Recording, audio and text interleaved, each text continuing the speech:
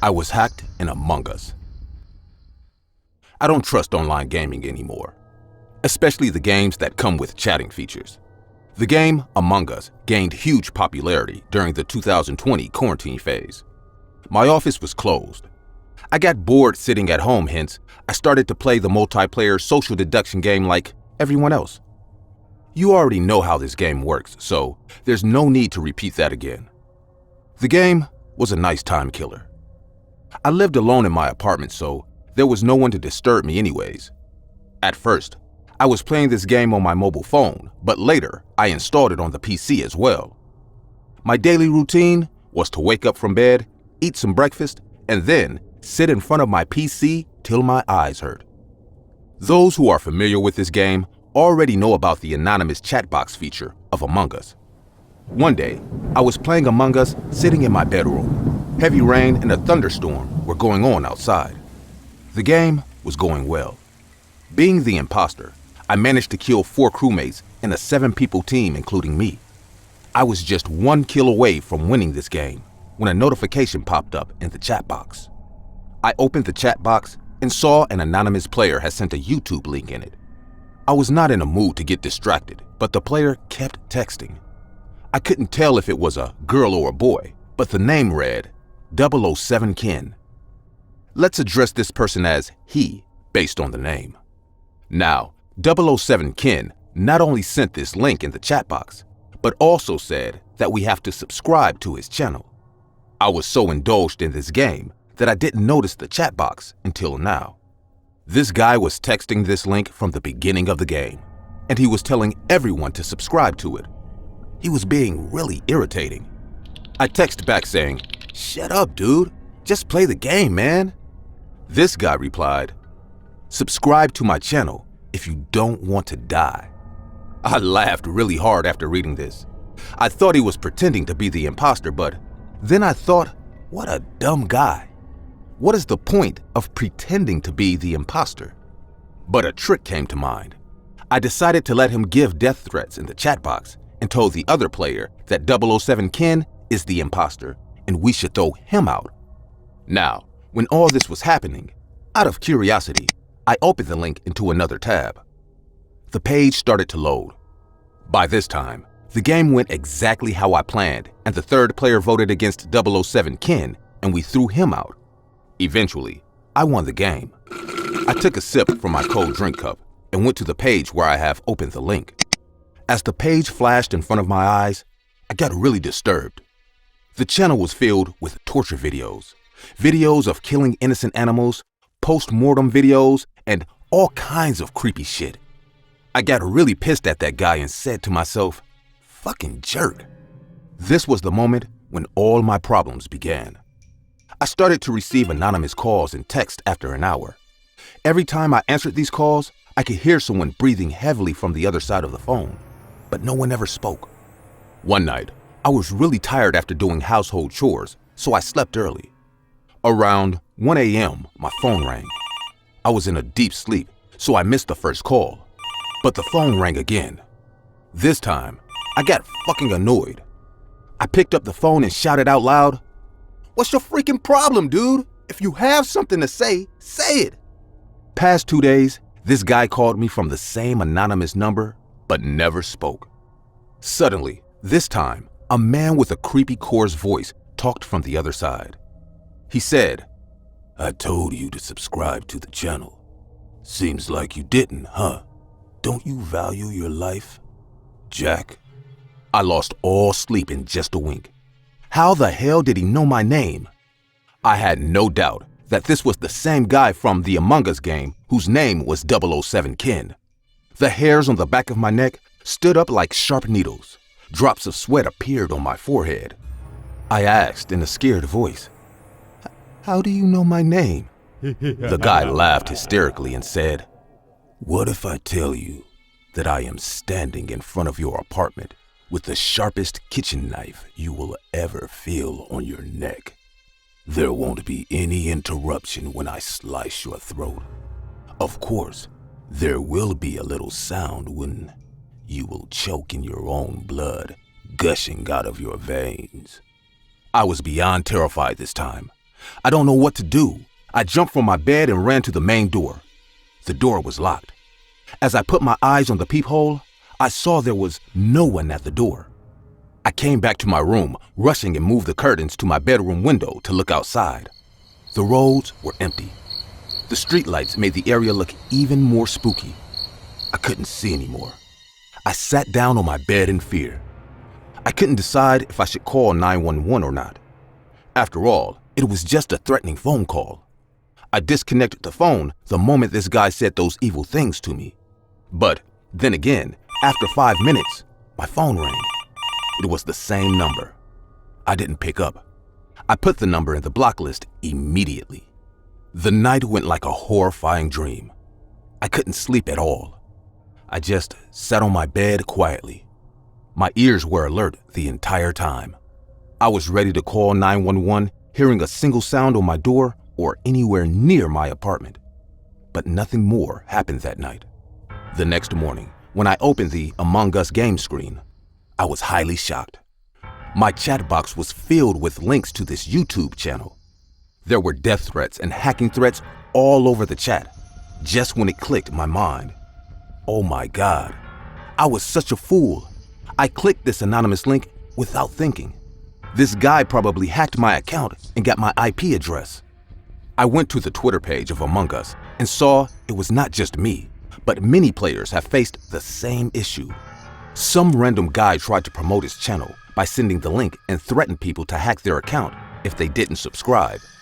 Some even reported that after a point in time, their screen turned black and the game showed errors. I uninstalled the app for a while, thinking I will reinstall it once their support team resolves the issue. A week passed by without any more trouble, but one night I was coming home from grocery shopping.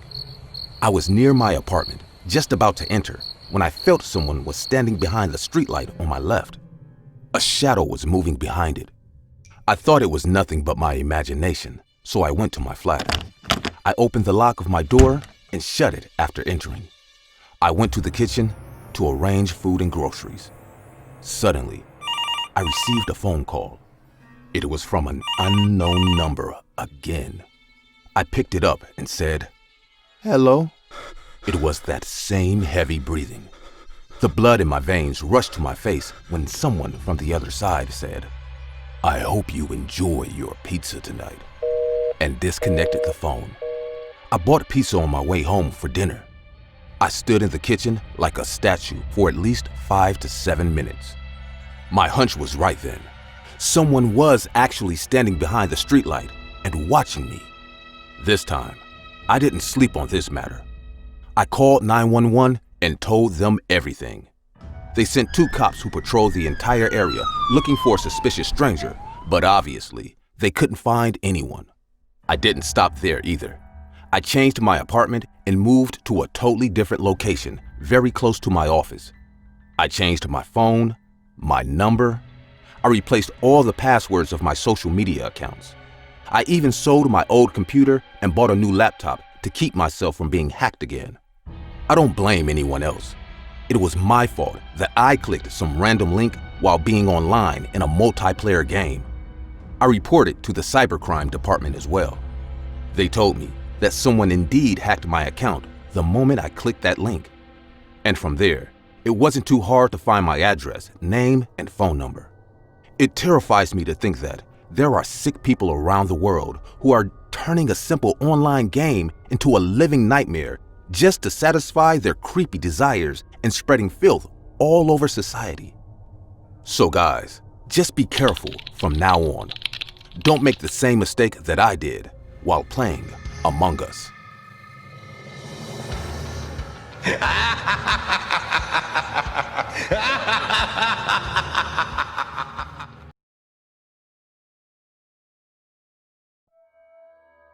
I am Corey. I live with my parents in Cape Town. I can't leave my parents alone. They are always worried about me after what happened to my sister a year back. My sister was in high school. She was always a moody teen, getting upset and annoyed at very little matters. I used to work in a bookstore near her school. One day, when I went to pick her up from school, I saw her fighting with a boy standing on the school sidewalk. As soon as I reached close, She ended the conversation with him and got into my car. She didn't say a single word the entire way. I wanted to give her some space, so I thought to ask her later about it. The next day was a Saturday. To cheer up my sister's mood, I decided to spend some time with her. I went to her room. She was hooked on her computer. I sat down beside her and said, "So, what's the plan for today? Want to do something fun?" Casey rolled her eyes at me and didn't say anything. Handling a teenager is a tough job, but I was adamant too. I saw Casey reading something online. "What are you reading?" I asked her. Casey told me that she is surfing the dark web. Just like Quora on Google, where you can ask and get answers for your questions, dark web also has a similar platform named Hidden Answers. But at Hidden Answers, people can ask any question, no matter how bizarre that turns out to be. As dark web can be accessed under untraceable identity, people can get very creepy at such platforms. Trust me, I am saying from my own experience. I told Casey, "I don't think this is safe, Casey."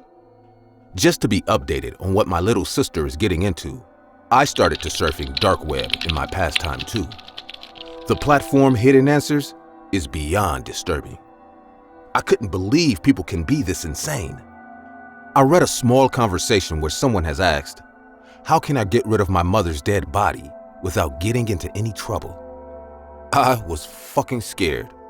I thought someone must be joking about it, but as I read the replies, I realized he wasn't. What felt creepier is that someone replied to this saying, "You can chop the body into small pieces and slowly get rid of it. For example, you can feed the solid pieces to your dog or neighbor's dog secretly, and then burn down the rest of it every night in little amounts." I did the same with my husband's. I immediately disconnected myself from that page and decided to talk to my sister to stay away from dark web as well. The next day when I took Casey for grocery shopping, I told her about the terrifying conversation in Hidden Answers, but I got surprised seeing her reaction to this. Casey just shrugged her shoulders and laughed at me. "God, sis, stop telling me what to do. Get a life of your own, dude," she said rudely. I was hurt. I didn't say anything more because I knew she will throw more attitude on me, so I avoided having any more conversation with her on this matter. But I really wish I did more. I really wish I told her how much I cared for her before she took that one drastic step, which changed all of our lives forever. Casey was out on a sleepover at her friend's house. I was having dinner with my parents. My mom suddenly said something very weird. She looked at me and said, "Corey, I think Casey is up to something unholy." I wasn't expecting something like this, so I was very shocked. I asked, "Why do you say that, Mom?" My mom told me that in the afternoon she was cleaning my sister's room and she found some very uncanny stuff under her bed. I went to her room and looked under her bed. There was a long rope with a couple of candles shaped like snakes and some burnt pages inside a wooden box. I couldn't read the half-burnt pages, but I realized Casey is getting out of bound now. I told my parents I will look after all this and they don't have to worry about it. The next day, I went to her school secretly and looked for that boy whom I saw fighting with Casey the other day. I asked him about all the stuff I found under her bed. The boy told me that he broke up with Casey after she told him to take part in some satanic ritual that she read on dark web. She said that this ritual can give some kind of ecstasy by leading someone into the spiritual experience of a lifetime. I was really worried about my sister. I went straight home and waited for her return. As soon as Casey got home, I noticed her eyes were red and puffed. I realized something happened at her friend's house last night because it was clear she didn't get any sleep there. She walked up to her room and closed the door. I knocked on her door saying, "Casey, open the door. I know you're up to something very bizarre. You have no idea how dangerous this can all be. Open the door right now." She didn't open the door for once. Instead, screamed from her room saying, "Why can't you just mind your own business? It's my life, okay? I am not your little sister anymore. I will come out when I feel like it. I didn't know what else to do. My parents weren't at home. They went to see my grandmother, so it was just me and my sister in the house. I went downstairs and sat on the couch thinking I will talk to her when she comes out. I don't remember when I dozed off, but when I woke up, things felt like a nightmare. Only the nightmare was real life this time. Someone tied my hands tightly in the back. I was lying on the ground as my mouth was taped too. I started to panic, thinking there's a burglar in our house. I was shit scared and worried about Casey. I tried to scream in a muffled voice, but my voice only sounded like a repressed cry.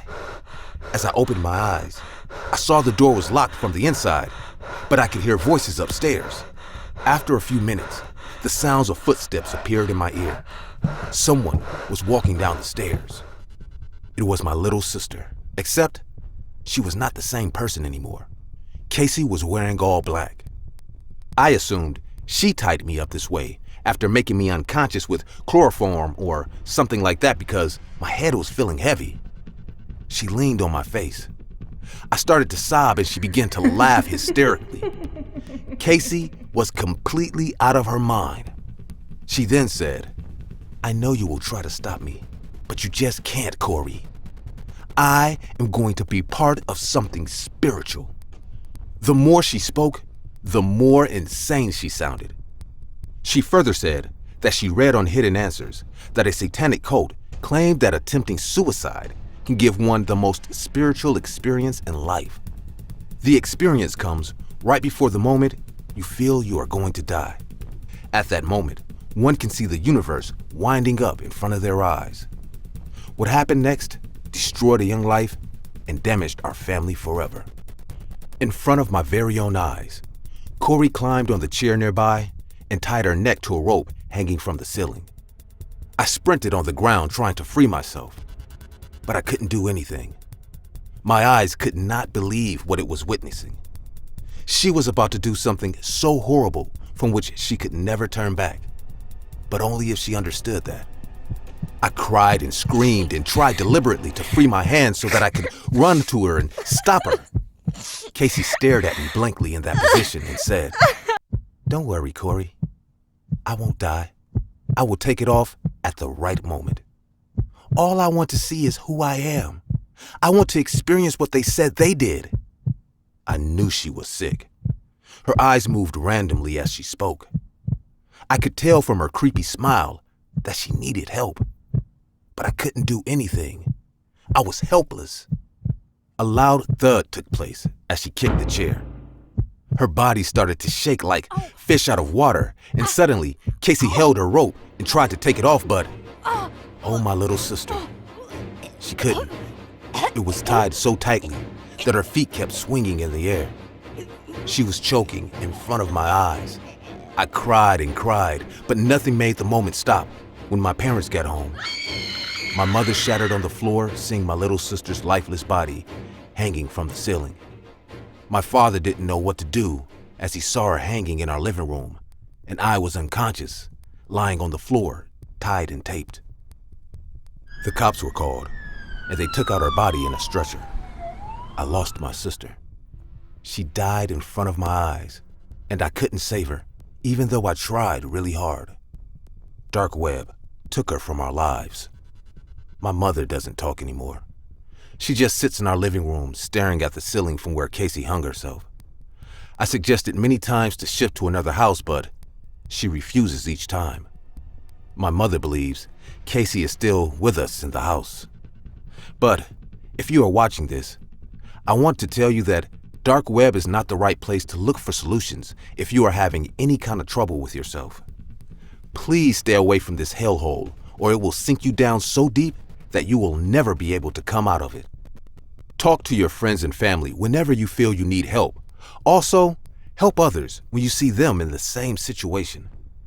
I searched and searched, but couldn't find any trace of that cult group on dark web, Hidden Answers. I can't sleep at night, as I get nightmares seeing my little sister gasping for air while choking herself to death. There is nothing I can do which will bring her back.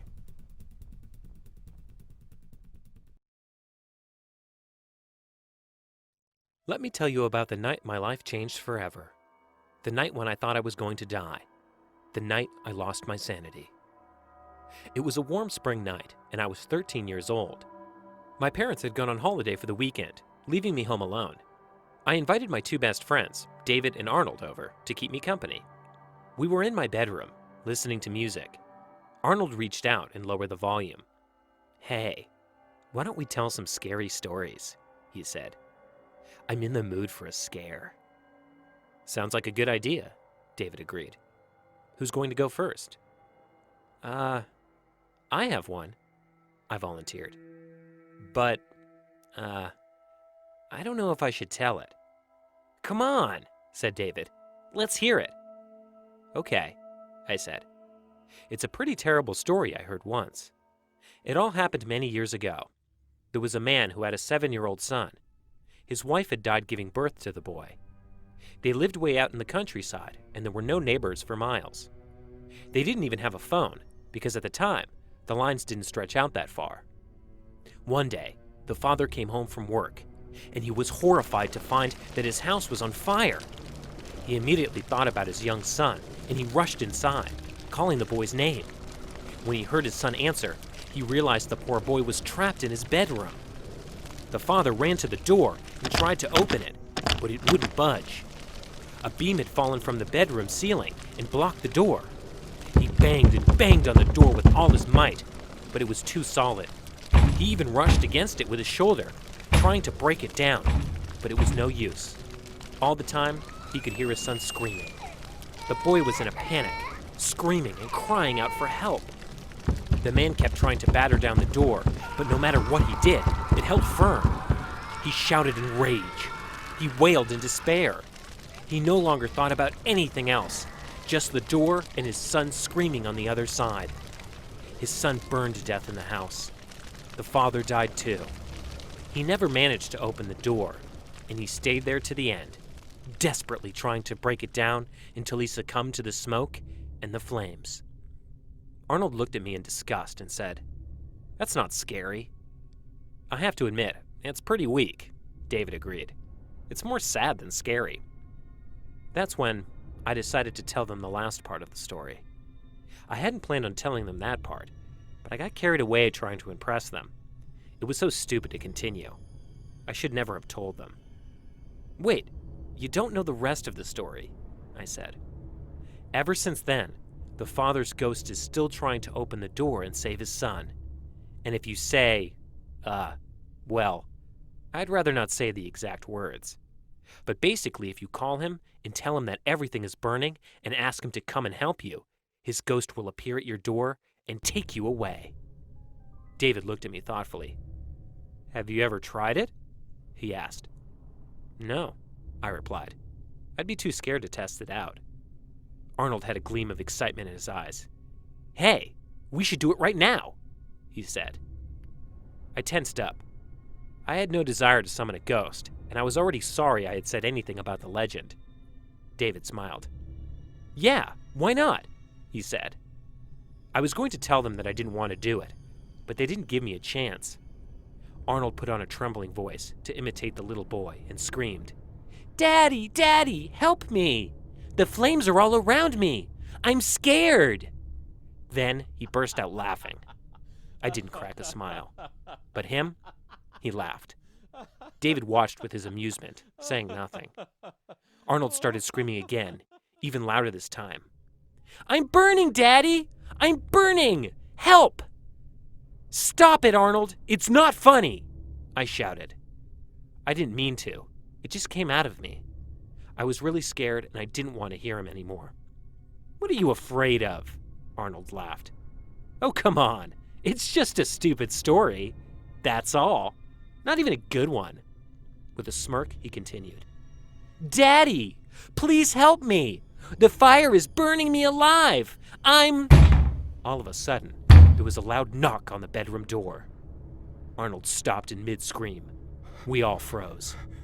There was an eerie silence. We all looked at each other. None of us made a sound. Boom! Boom! Boom! We almost jumped out of our skin. Boom! Boom! Boom! "What's that noise?" Arnold exclaimed. "If this is a joke, it's really not funny," said David. His face was white as a sheet. The banging on the door continued. Then we heard a man screaming. Those horrible cries will remain forever etched in my memory. I can still hear them now. It sounded like the cry of a dying animal. It was inhumane and infinitely sad. The banging against the door and that horrible scream continued relentlessly. I was terrified and tried to hide behind the wardrobe. Arnold grabbed a chair and stood poised to strike anyone who entered the room. David curled up against the wall. Tears were streaming down his face. "No! No!" he cried. "What is this? I'm scared!"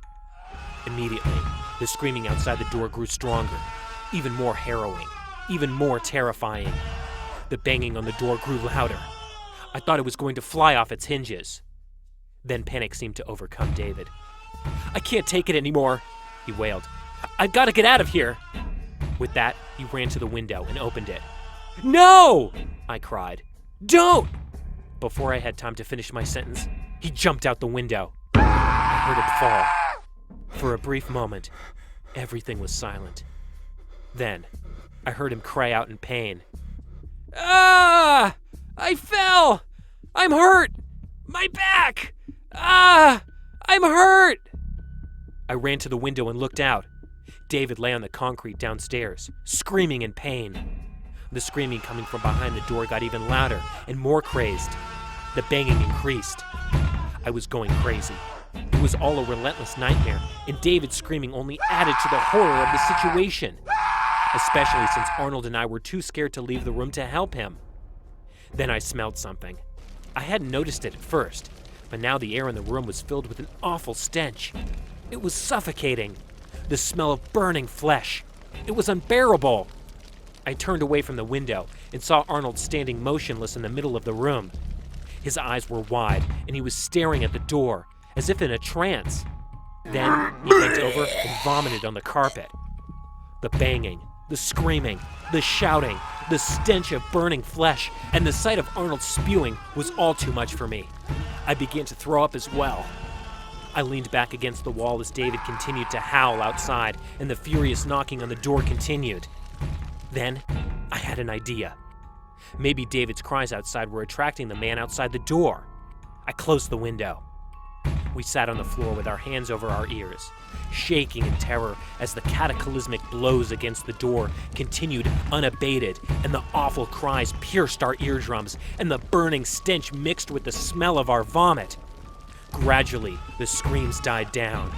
The smell subsided, and the banging on the door grew weaker and weaker, until finally, everything was silent. All we could hear was David's muffled cries of pain through the closed window. Arnold looked at me and asked me in a low voice, "What do we do now?" "Maybe we should call the police," I said, "or the fire department, or, I don't know, an ambulance to help David."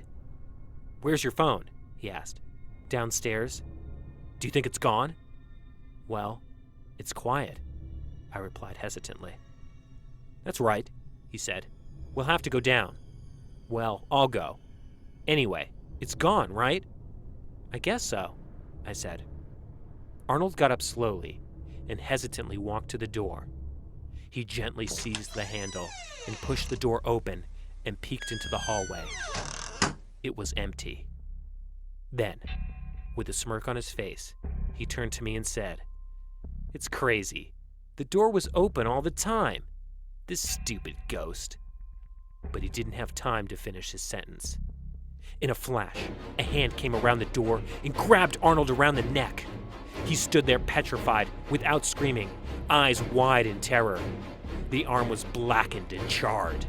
I could smell the burning flesh. Before I had time to react, Arnold suddenly disappeared right before my eyes, dragged through the doorway, and whisked down the hall at an impossible speed. The door slammed shut with a deafening clatter. I got to my feet and ran to the door, but I didn't dare open it. I called Arnold's name again and again, but there was no response. I still couldn't bring myself to open the door. I was afraid that charred man was still there. Nobody ever saw Arnold again after that night. My parents took me to a psychiatrist. I never told her anything, or anyone else. Not even my parents. They would never have believed me anyway. David did the same. He spent a month in the hospital. He broke his back in the fall. Even today, I still have a fear of opening doors. I'm terrified of what I might find on the other side. Our school began its classes after the long holiday of Christmas. The corridors were once again flooding with the laughter of young boys and girls. I was happy to see my best friend after a long Christmas holiday. We went to have lunch in the cafeteria and shared our experiences with our holidays. The school I study is one of the biggest schools in our city. We had long hallways, huge classes, and a wide playground. I often walked to school with my best friend Matt, who lives nearby my house. One day, when we were walking toward school, Matt pointed to a poster hanging on a nearby tree. It was a poster of a man. The headline read, "Wanted, dead or alive," and the bottom line, it mentioned, "Escaped convict." We discussed our entire way to school that this person has surely done something really bad for being on the list of a wanted criminal. After reaching the school, our principal announced everyone to gather in the playground. A group of local cops was also present there.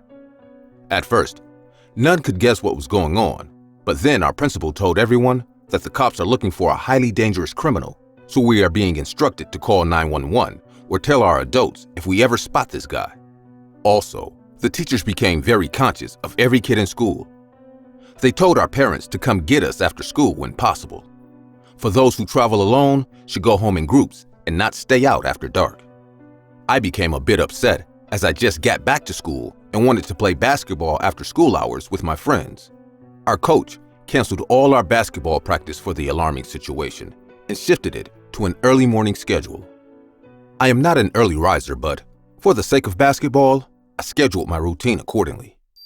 The practice used to begin at 6 a.m. sharp, hence, being late resulted into punishments. Our school often pressurized on cleanliness and community services, so for those who came late into practices, were often given tasks such as swiping school corridor or working in the cafeteria or arranging books in library and so on. One night, Matt and I had a sleepover at one of our friends' house. We decided to play a video game before going to bed.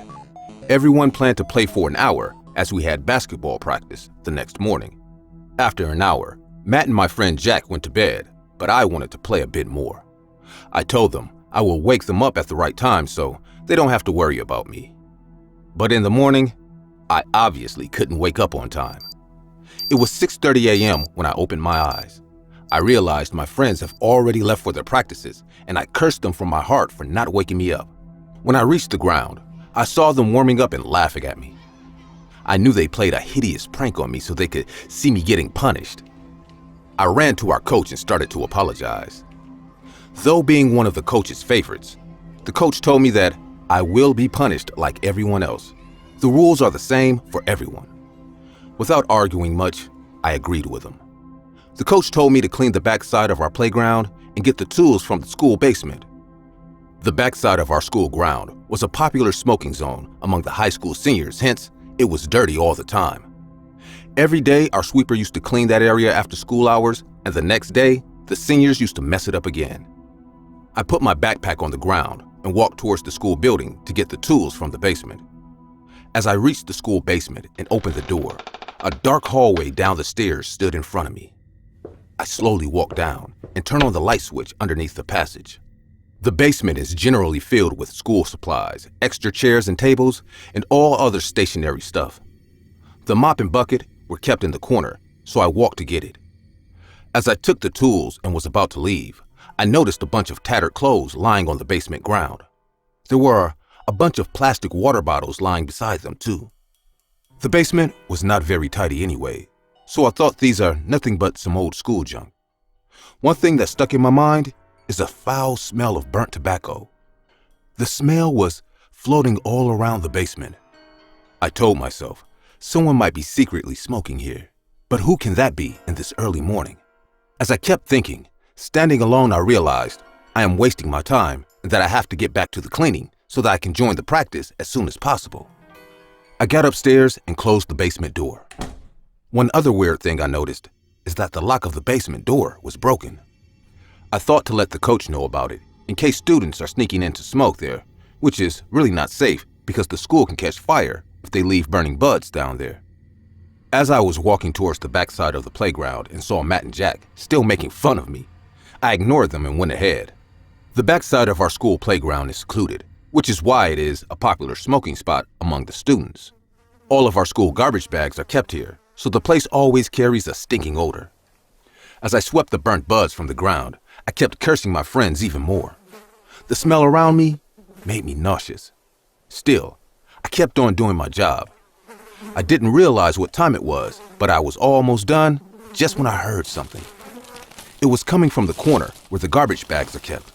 First, I thought it might be a squirrel or some small animal, so I dumped the dirt into a nearby dustbin and decided to head back to the playground. As I turned back and took my first step, I heard a terrible sound that heightened my senses and fear. It was the sound of someone eating vigorously, as if someone was munching food like a hungry dog. I looked back to see what was going on, and what I noticed made my heart skip out of my throat in fear. There was a guy sitting behind those garbage bags facing his back towards me. He was eating the rotten leftovers from the cafeteria from those garbage bags. I could see white worms crawling down his elbow as he put his hand inside those bags to take out those rotten foods. I know I should have been smart and ran to tell the coach about this guy, but I made a really dumb move. I called out to the guy and said in a broken voice, Hey, are you all right? You shouldn't be here." The guy suddenly stopped and looked back at me. I never knew what hell looks like, but when he looked at me, I felt what hell is. His eyes were red and white worms were hanging from his mouth. He was chomping a bad piece of half-eaten burger. I immediately recognized his face. It was the convict who broke prison. He suddenly got up and pulled a sharp knife from his pocket and said in a cold, horrifying voice, "I am going to kill you, and then burn your body, and then eat you like these worms." I was beyond terrified. I tried to scream, but no sound came out. The man started to walk towards me in a feeble way. I noticed his one leg was injured as he kept limping towards me. Luckily, my coach came to check on me, and as soon as he saw that guy, he too recognized him. He immediately jumped on that man and pushed me away. The man started to hit my coach, but he was too weak, and our coach is a strong, healthy man. He knocked that guy out with one single punch. I started to scream and call for help. All my friends came running and noticed the entire vicious situation.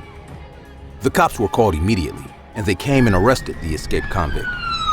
Our school was searched thoroughly, and it came out that the guy broke into the school basement. He might have stayed the entire Christmas down there to save himself from the cold outside. The clothes that I saw were his. He injured himself while jumping the jail fences, which is why he was limping. Not just these, I read in the newspaper the next morning about his arrest. The man was convicted with charges of first-degree murder. He burnt his neighbor's house, and when the police got there, he was seen eating the burnt flesh from his dead neighbor's body. I am grateful that my coach didn't get hurt while saving me. The more I think about that day, the more I understand that he didn't just threaten me that day. He actually meant it. If my coach didn't come back to check on me, he might have done the same thing to me, which he did to his neighbor. I really hope he stays behind bars forever, and we never meet again. Come here.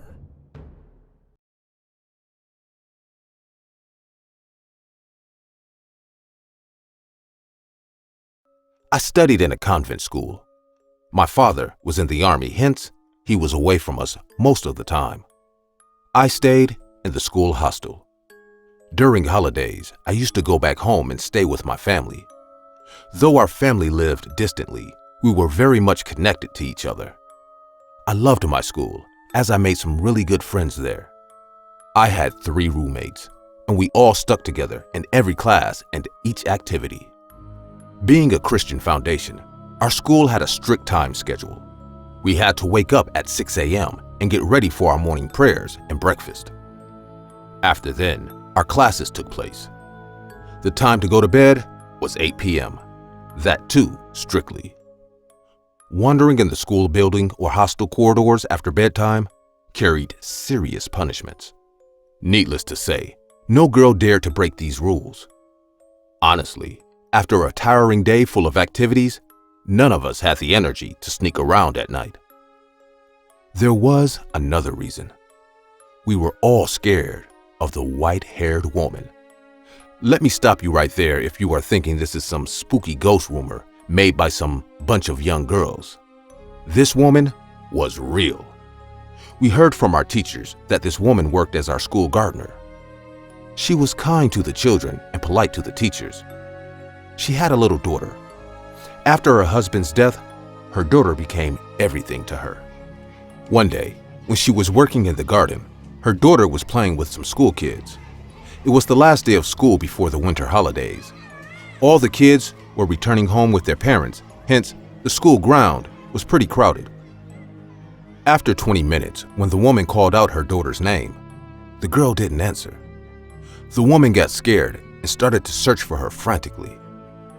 The school was almost empty by then, as everyone left for their home, closing the rooms. She called and called, but her daughter didn't come back. The school authority logged a missing person report in the local police station, but even after searching for a year, the police couldn't find anything. Some said the girl was kidnapped, whereas others say the woman herself killed her daughter and turned into a mad woman out of that guilt. There was not much evidence to support the second accusation, but after the school reopened, she sneaked inside the hostel one night and terrified the girl so much that the girl fainted on the ground floor bathroom. Since then, a separate gateway has been constructed near the ground floor stairs to keep her going up to the girls' hostel's rooms. Also, the ground floor bathroom has been abandoned as the school authority made it out of use. But many girls kept saying no gates or doors can stop her. She manages to get inside the hostel every night and searches for her missing daughter. A mad woman roaming in the hallways of our school was enough to put everyone behind closed doors after dark. No matter how much the authority tried to keep her away from this property, they failed every time. She never came near the school during daylight, and before anyone could catch her, she always managed to run away. As she never harmed anyone physically, the cops were reluctant to arrest her. The weekends were fun after a long week. We used to play almost the entire day and secretly stay awake at night, chatting for hours. Similarly, one weekend, my roommates decided to stay up late as the next day was Sunday. After finishing our dinner, we got back to our room and started chatting as usual. Suddenly, one friend came up with the idea of playing Truth or Dare. All of us agreed as we had nothing else to do and no one was ready to go to bed yet. The game started as we gathered in a circle on the room floor and my friend spun the water bottle.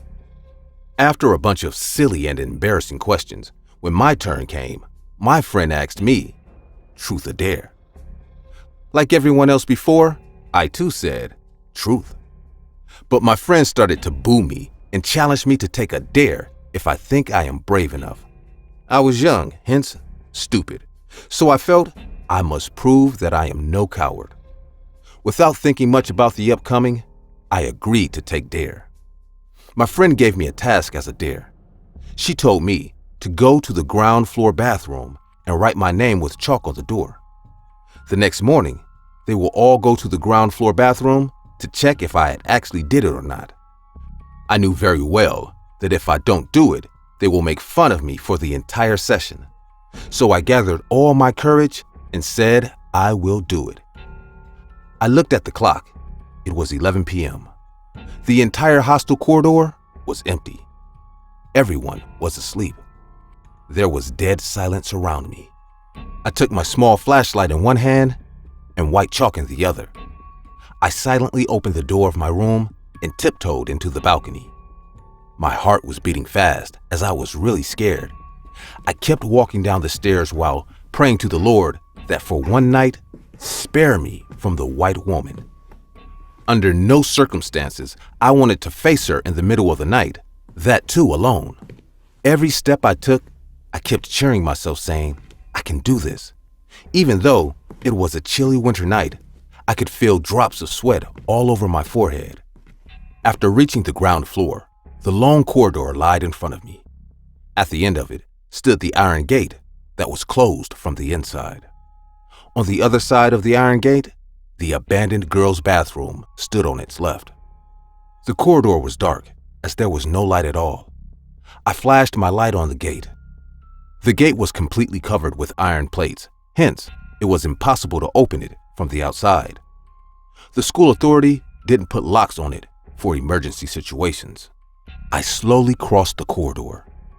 There was no sound except the whooshing sound of the wind roaming all over the empty hostel passage. I pulled the door harsh, making the least sound possible. First, I peeked behind the gate to see if there's anyone there. All I could see was the empty hallway leading to the main gate of our school. I flashed my light all over the hallway, and as far as my eyes went, I saw no one there. I heaved a sigh of relief thinking I can finish my dare quickly and get back to my room. I flashed my light on the bathroom door and started to write my name on it. Though it took me a second, I kept blaming my parents for keeping my name, Christine, which seemed like a really long word to me at the moment. I was almost finished writing the last letter, E, just when I heard a chuckling sound coming from a distance. The hairs on the back of my neck stood up like sharp needles. My hand was shaking like a leaf as I knew what to expect when I will turn around. I looked at the gate, which was about 7 to 8 hands distance from me. I turned around, gathering all the courage I had, and what I witnessed still scares me to sleep. A horrifying figure was standing 10 hands distance from me.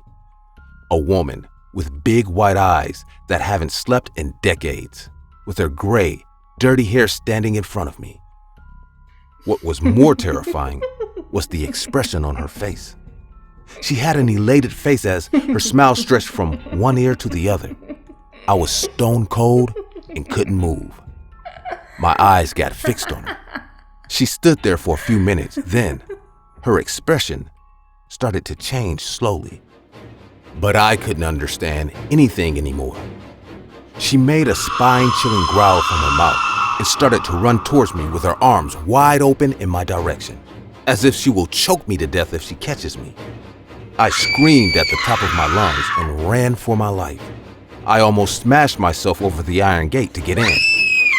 My hands got severely cut and I was bleeding from my knees too. I ran up the stairs calling out for help, and all I could hear was her heavy footsteps chasing me. The hostel matron woke up hearing my screams. The next thing I remember was I fainted on the balcony near my room. My father filed a complaint to the school authority, questioning their safety measures. Due to every other parent's outrage, the school authority had to act this time for sending the woman away from the school property. The next morning, the cops were called and they arrested the woman. She was taken to a mental hospital. The story does not end here. Few months after this incident, the school authority decided to renovate the ground floor bathroom into a small storeroom to keep medical supplies. Workers came to clear the area and to change the flooring. As they opened the door and started to work, they made a horrible discovery. There were 6 small bathrooms on the left. When a worker opened the door of the last bathroom, they saw a tiny skeleton lying on the corner of that bathroom. The door had scratches of nails on it from the inside. Little nails were still stuck to the wooden door. We came to know that it was the gardener's daughter. The girl somehow came to pee here and got locked inside. As the school closed for an entire month, she couldn't come out. The school arranged a funeral, paying for her soul. Everyone was out of words. My father got transferred to a different country, so my entire family had to shift with him. I had to change schools, obviously. It's been 5 years now I left the convent, but I can't help feeling scared and sad at the same time when I think of this incident.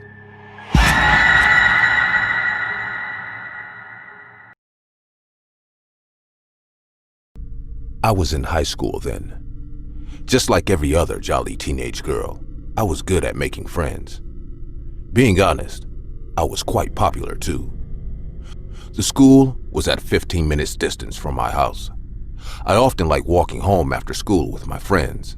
My house was at the end of the suburb, which was deserted than the other areas. One had to cross the kids' playground to reach there. I was quite brave since childhood, and though my friends suggested to walk me home, I always chose to walk alone. I have to agree, it was a silent walk, and during the afternoons of summer, I hardly saw people in the streets. Even the playground was empty too.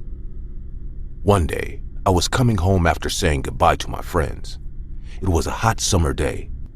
I was sweating and started to feel thirsty.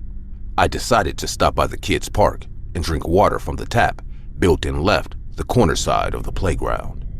Like every other day, there was no one in the playground. The merry-go-round stood still, but the swings were slowly moving due to the passing wind. A crow was sitting on the spiral slide, standing in the middle of the park. I walked towards the tap and bent over to drink water. When I took the first sip, I heard sounds of wings flapping away. I turned back and noticed the crow flew away. I was completely alone in the playground. Though it was daylight, things felt a bit spooky to me. I drank water quickly from the tap and decided to head back home. Just when I turned around for the second time, I saw a boy wearing a hoodie sitting on the merry-go-round. His one leg was folded, just like how we sit on the ground, and with his other leg, he was pushing the ground, making the merry-go-round revolve in slow motion. My dad and his whole family grew up here, hence, I almost knew every kid in our locality. But I couldn't recognize this boy. His face was half covered because of the hoodie, but I could see his rough lips and chin, which had a scar on it. He was at 10 to 15 hands distance from me. Out of politeness and my extrovert nature, I asked him, "Hey, all good?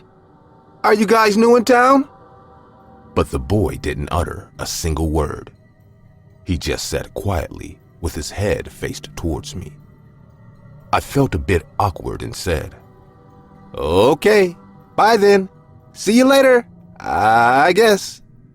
This time also, he didn't respond, but started smirking in a very creepy way. I could see his white teeth in his half-dark face. I took my backpack and started walking as fast as I could. Once I was off the park, I looked back, out of curiosity, but he wasn't there anymore. That boy creeped me out. I got home and closed the door, making a loud thud.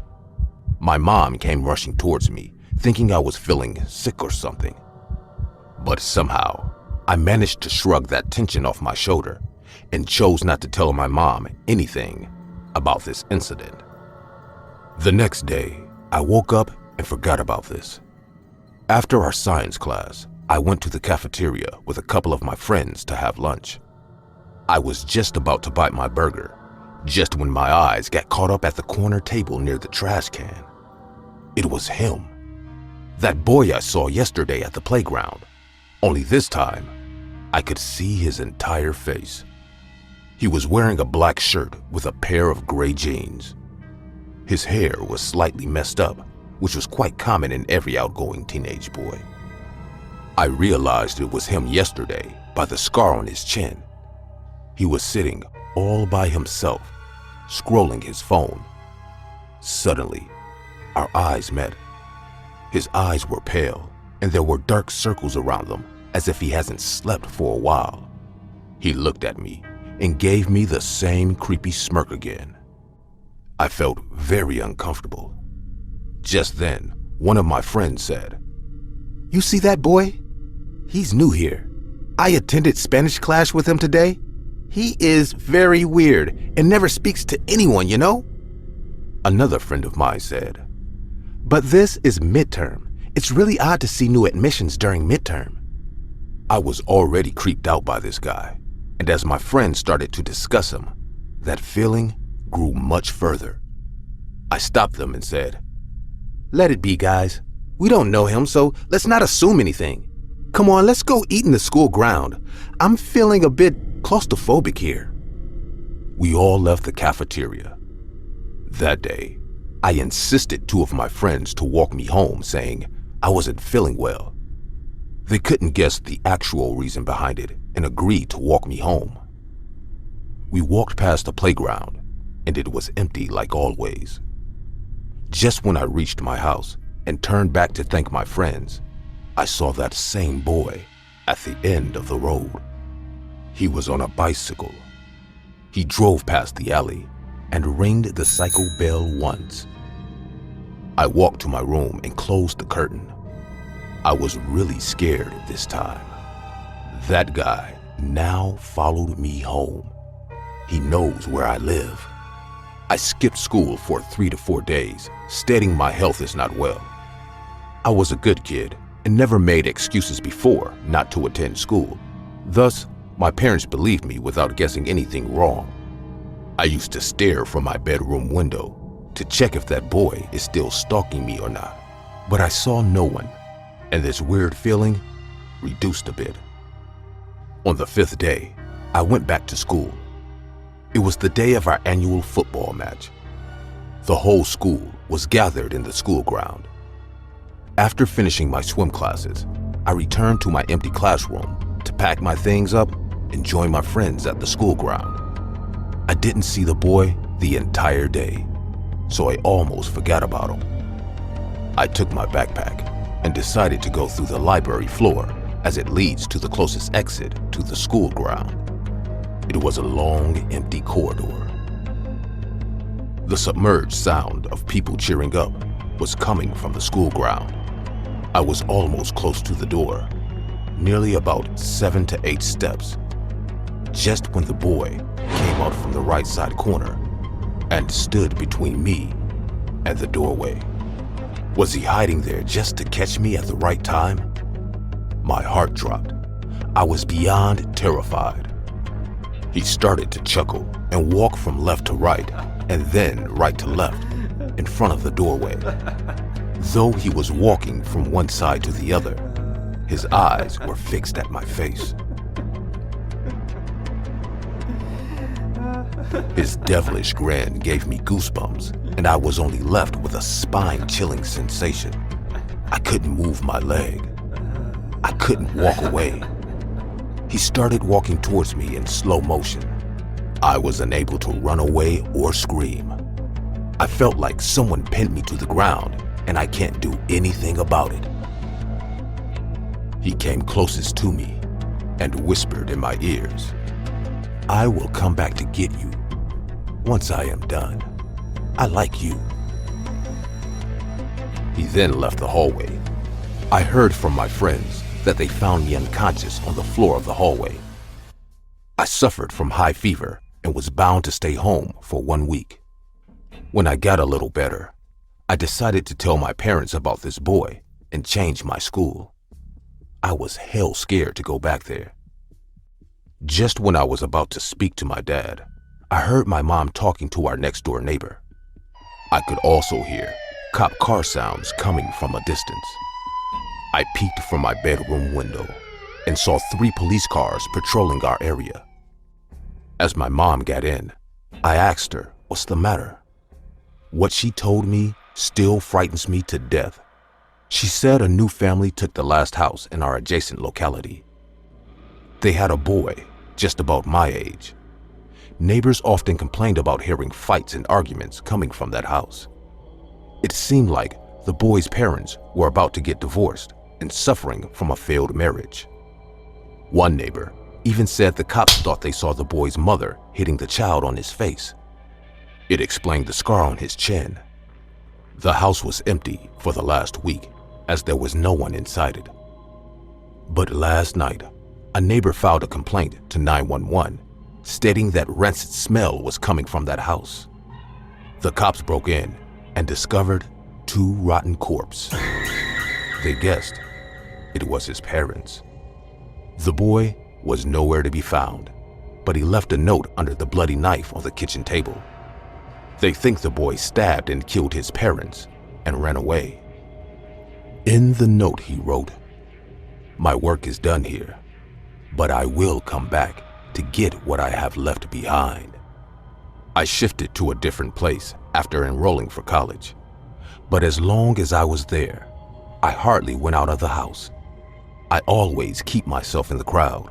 Till today, I check the road twice before leaving my house. I don't want to see him ever again.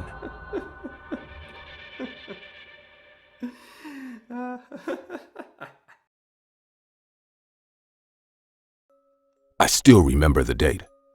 It was the 18th of December, 2017. The day I went to watch the last match of the Test Series, Australia versus England, with my sister. My sister and I are huge cricket fans. My favorite player is Steve Smith, who eventually became player of this series. I went to watch this match just to see his extraordinary playing skills. The match was held in WACA ground in East Perth, Western Australia. My sister's boyfriend knew someone from Stadium Authority. He managed to get us 2 front row tickets. I was very excited about the whole day. I thought watching Smith playing live for the first time is going to be a dream come true. My sister took the day off from the office and we left for the stadium in the evening. Our house wasn't far from the stadium, so it only took us 20 minutes to reach there. There were huge crowds of people lining up outside the stadium. Most of them were Australian supporters. I could see yellow jerseys flooding all over the entry gate. I wore an Australian jersey too. I bought it online, especially for this moment. My sister told me to wait on the line and went to park the car in the parking lot. I could hear people cheering for Australia even before the match began. Everyone was clicking pictures, posing in front of the Australian team placards kept outside the stadium. When my sister returned, I told her to click my photo with the placard of Steve Smith put up near the stadium gate. We showed our tickets to the guards and entered the stadium. As far as my eyes went, I could only see the heads of people. The entire environment felt amazing. Fans were cheering. The mics were broadcasting commentaries. The huge LED screen started to highlight the green, vast ground in front of my eyes. I was completely overwhelmed with joy. This was my first live cricket match, and I was cheering with the top of my lungs for my team, Australia. The umpire called the captains of both teams for the toss. The crowd got louder as soon as Steve Smith entered the ground. England won the toss, and they decided to bat.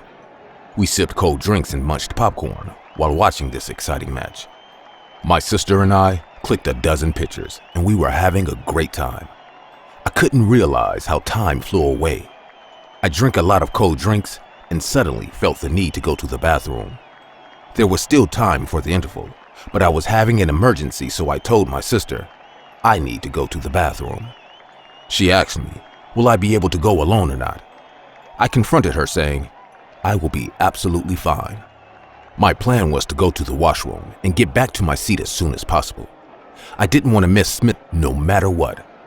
So I got up and made my way to the exit, walking amongst the crowd. After reaching the exit gate, I saw a security guard standing there. I went to him and asked, which way is the women's washroom? He pointed towards a long hallway to my left and said the washroom is at the end of the hall. I started to walk down the hallway. The cheering of the audience was resonating in the entire hallway. Every time the audience clapped in joy, the stadium reverberated. But as I walked away from the exit ground, the sounds of the stadium kept fading away. It was a long, wide passage surrounded by white walls. Tube lights were hanging from the ceiling. Some of the lights were flickering as I walked towards the bathroom. The washroom was completely empty. I went to the third bathroom on the right side. As I locked the door and sat down to do my business, I heard a sound. It felt like someone just entered the bathroom next to mine. I already said the hallway was long and wide, hence, if someone else entered this area, she has to enter with me. There was no way someone could walk the hallway without being noticed by me this entire time. Anyways, I decided to finish off quickly and get back to my seat. I was just about to get out when I heard a soft sobbing sound from the bathroom next to mine. I unlocked the door and came out. The washroom lights were flickering in a very spooky manner. There was no sound, except the sound of water dripping from the tap. I paused and tried to listen closely. There was no sign of another person inside the washroom. I started to wash my hands just when I heard someone weeping again. The weeping voice of a woman was coming from the bathroom beside mine. I noticed the door of that bathroom was locked from the inside. I walked towards it and knocked on the bathroom door. I asked in a tense voice, "Ma'am, are you all right?" No answer came, but her weeping grew louder. I realized there was a woman inside this bathroom. I knocked again and said, "Do you need any help?" This time, the woman started to cry out loud. I felt like she was going through a lot of pain. I didn't know what to do. I again knocked on the door and said, "Do you want me to call the security? Is everything fine?" This time, her cry changed into growling. I panicked, thinking she might be feeling sick or something really bad has happened to her. I started to bang on the door with my wrist. After 4 or 5 thuds, the door lock opened with a clinking sound on its own. I felt relief, thinking she finally opened the door, and now I can see what's the matter with her. I pushed the door with my hand and saw a woman sitting on the toilet seat. The lights were flickering so much that it was being very difficult for me to notice her properly. She was hiding her face into her palms. I asked, "Hey, are you all right?" Suddenly, the lights stopped flickering, and what I saw almost gave me a heart attack. Her wrists were slashed with a sharp knife-like object. The cuts were so deep that I could almost see her red flesh. Blood was dripping from those cuts. The floor underneath her was all covered with blood. I gasped and took a few steps back. I wanted to run, but something trapped my leg on the ground. I breathed heavily and said, "What are you doing?" She then lifted her face and looked directly into my eyes. I have never seen such a vicious face. Her eyes were bursting out of her eye sockets. Her mouth was filled with blood. She opened her mouth as blood came gushing out of it. I ran towards the door, but it slammed on its own and got locked. I started to twist the handle, but the door wasn't opening. I kicked the door. I started to scream, but nothing was happening. I turned back and saw the woman coming out of the bathroom crawling on the floor. My legs couldn't hold my body anymore. I fell to the ground. I was gasping for air. The blood in my veins started to turn cold. She kept crawling towards me like an animal. It was a horrible sight to witness. The more she crawled on the ground, the more blood kept spilling out of her wrist and mouth. I tried to scream, but no sound came out of my mouth. When she was just 2 hands distance away from me, I heard someone twisting the doorknob. The door opened, and as I slowly fainted, I saw my sister standing near me. I woke up in the hospital the next morning. My parents were sitting right beside my bed. I saw my sister talking to the doctor. They all looked very worried. I heard from my sister that she came to look for me after noticing I was taking too much time in the washroom. When she reached the washroom, she saw the door was closed. As she pushed the door to open, she saw me lying unconscious on the floor near the door. The stadium authority called for an ambulance, and my sister admitted me to the hospital. The doctors said I had a nervous breakdown due to a sudden shock. My sister also thinks I fainted in the bathroom after getting scared of being alone. I don't know how will I ever tell her that I wasn't alone in that bathroom. But after I came from the hospital, she gave me an even more chilling news. She said when the helpers were taking me to the ambulance, the security guard told her this is the 3rd time someone fainted in the women's washroom. The guard said, before me, 2 other girls were also found lying unconscious there. He told my sister that since a college girl committed suicide in the 4th bathroom of the right corner, these weird incidents have started to take place. The stadium authority was planning to rebuild this section, but due to the ongoing test match, the construction work has been put on hold. I don't know if whom I saw was a real ghost or just my imagination, but since then, I am very scared to go to any public washroom alone. One incident turned my first test match experience into a living nightmare.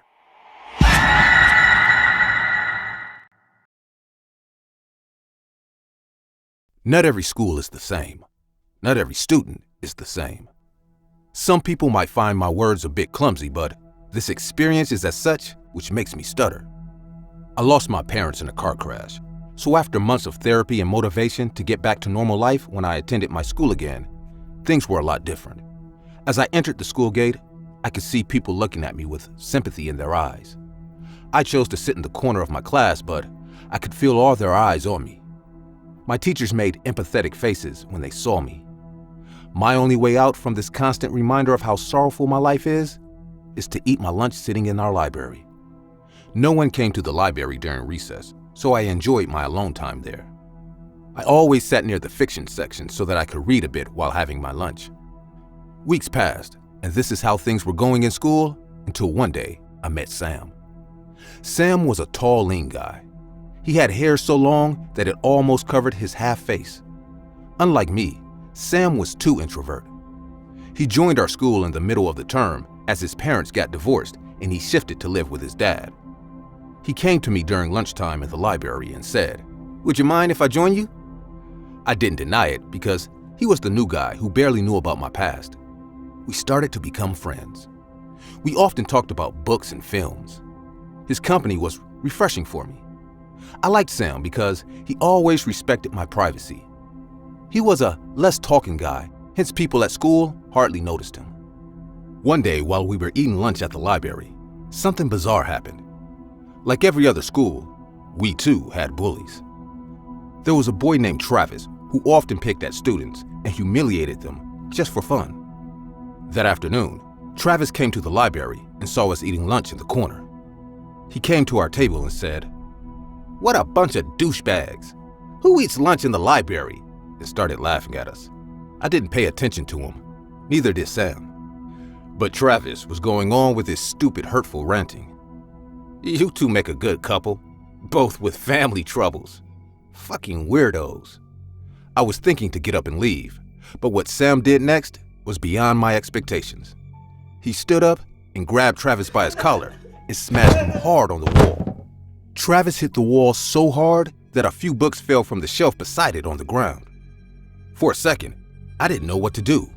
But then, something really weird happened. Sam took his mouth close to Travis's ear and bit his ear so hard that he fell on the ground bleeding and became unconscious in pain. Sam wiped the blood from his lips with the sleeves of his hoodie. He looked at me and said, "Let's leave before anyone sees us with him." Needless to say, I was shit scared with what just happened, but I left immediately with Sam. Surprisingly, Travis never picked on anyone in school and he never even complained about this incident to the school authority either. Few more weeks passed. I somehow let this incident fade away thinking Travis had it coming. I thought to check on Travis, so I went to his house one day. As I knocked on his door, he came out and seemed scared to see me at his doorstep. I asked him, "Hey, are you all right?" Travis nodded his head and asked me, "Did you come alone?"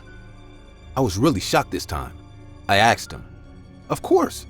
You don't look all right. Is everything okay?" Travis told me, I think you should leave. I don't want any more troubles," and shut the door on my face. The next day at school, I confronted Sam about Travis acting weird. He replied in a stone-cold voice, "You didn't need to go see him." But yeah, I have taught that son of a bitch quite a lesson, you know. I got really pissed off this time and said, "Sam, did you threaten him?" Sam smirked at me and walked away. I stood there in the hallway watching him walk away and thought to myself how much I failed to recognize this guy. After that day, I decided to avoid Sam a bit. I started to eat my lunch in the cafeteria and some of my old friends approached me. I thought to ease myself a bit to avoid Sam's company. But Sam didn't take that well either. I was packing my bags after the last class when he almost sprinted towards me. He thumped loudly on the desk with his wrist and said in an angry voice, "I didn't know you were such a coward. How can you be friends with these people again? I thought you felt disgusted with their pitiful eyes just like me." I was a bit terrified, being honest, I remember what he did to Travis, so I didn't want to do anything rash to make him angrier. Just then, one of my friends came in and said, "Hey, you leave him alone, or I will go to the principal." Sam turned towards my friend Stacy and said, "You know, small girls like you often get missing these days. You better watch your step dial." I knew what he meant. I knew it was a threat. As soon as Sam left the classroom, I told Stacy to avoid him. I told her, it is not right to mess with a guy like him. Stacy seemed really shocked to see me scared. She asked me what's going on between the two of us. So I told her everything about the incident with Travis. Stacy immediately went to Travis's house and told his parents about what Sam did to their son. As usual, his parents went to the school and Sam was suspended from school for a month. Though everyone thought things will rest here, I knew Sam is a vengeful guy. I knew he will take revenge on all of us. After a week, when things got all normal and we all were chilling in the cafeteria during lunch, our school suddenly rang the emergency bell. The alarms were all on, and before we could realize what's going on, we saw cops rushing into the cafeteria and telling everyone to return to our class as soon as possible. Within a minute, the entire school went into lockdown. The gates were closed. Cops were standing armed at the gates. It came to know that our football coach saw Sam walking towards the school with an AK-47, so he immediately called the cops. No one has the least idea of how he got that gun. After a cat and mouse chase of a long 1 hour, the cops finally arrested Sam from the school gym. He jumped the school wall and got into the gym somehow. They took him into custody before he could hurt anyone. While the cops were taking him away from the hallway, we all heard loud screams and curse words coming out of his mouth. He was behaving like an injured wolf caught by hunters in the jungle. God knows what would have happened if Sam wasn't taken away at the right time. A massive incident of school shooting might have taken place. Sam would have been rotting in jail for his entire life. Last time I heard from his dad, he told me Sam was in a mental institution undergoing treatment. I joined therapy too for my own mental peace. It was a full year of too much for me to take. Sam was a lost cause. He got into serious trouble for channeling out his emotional outburst in the wrong way. He got mixed with a drug-dealing gang, from which he got hold of that gun. I didn't want to turn out like him, so I decided to ask for help. I request everyone to raise your voice and ask for help before it's too late. Mental health is as important as physical health. Repressed emotion can make us do things we will never dream of doing otherwise.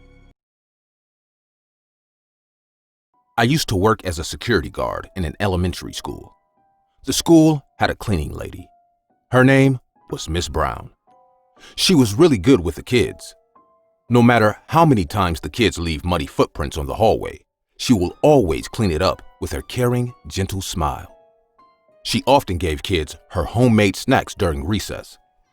The school had a small playground in the middle. On its left stood the classroom and, on its right, stood the principal's office, teacher's room, and a small room for us, the school workers. The school teachers also loved Miss Brown. She brought homemade food for them too.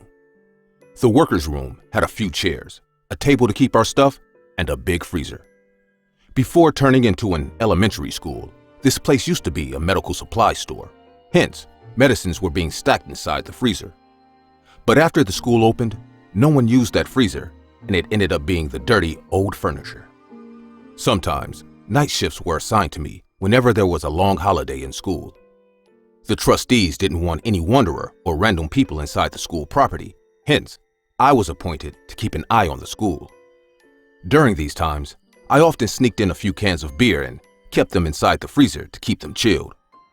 Once, Miss Brown found a beer can and teased me about it. I got really embarrassed. I requested her not to tell anyone. She agreed and told me to be careful about it from the next time. Miss Brown lived with her husband. They didn't have any children. Her husband was a heavy alcoholic. I knew he treated her in a bad way because she always ended up being sad whenever we talked about her marriage. Sometimes, I even saw bruises and burn marks on her hands. I felt bad for her, but I never said anything regarding this. I still regret not stepping up about this. God knows if I did, I could have stopped this horrifying tragedy from happening. One Monday morning, when I reached school, I noticed Miss Brown was swiping the corridor. She was looking really happy and peaceful after a long time. I went to wish her good morning, to which she replied back with a big smile on her face.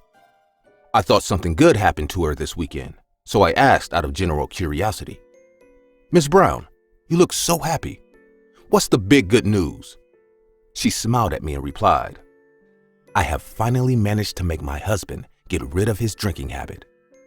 I felt happy for her, thinking at least now the man will stop torturing her out of a fit of drunkenness. The day went happily, just like always. She cooked meatloaf for all the school workers and teachers.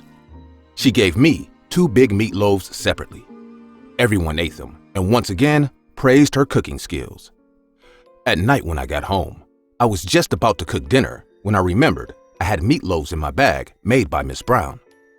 I took out the meatloaves, microwaved it to eat. As I took the first bite, I realized why everyone went crazy for meatloaves today. It tasted extremely delicious. The meat was so tender and juicy that it almost melted inside my mouth. I saved some of it for later and went to bed after a long, tiring day and a tasty dinner. I fell asleep instantly. The next day when I went to school, I went to the workers' room to thank Miss Brown, just when I saw her putting a lock on the freezer. I asked her, "What's going on here, Miss Brown?" She looked at me and said the freezer got all heated up and started releasing smoke this morning, so she went to the principal to inform about this incident. The principal has instructed to unplug it and lock the door so that no accident can occur due to any short circuit or electrical malfunction. I felt a bit upset thinking, my beer stash is gone now. Miss Brown used to bring foods for everyone 2 to 3 times in a month, but within a few weeks, she was always cooking something and bringing it for either the children or the teachers. All her dishes were very tasty, and the meat was so good. I once asked her from which market she buys meat. She gave me the address of a local shop. I bought their meat many times, but it never tasted like her dishes, no matter how delicately I tried to cook it.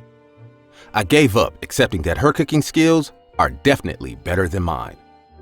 Something weird happened one day on the playground. I was walking on the playground while the kids were playing around, just when Miss Brown came and distributed some homemade mini-meat pie amongst them.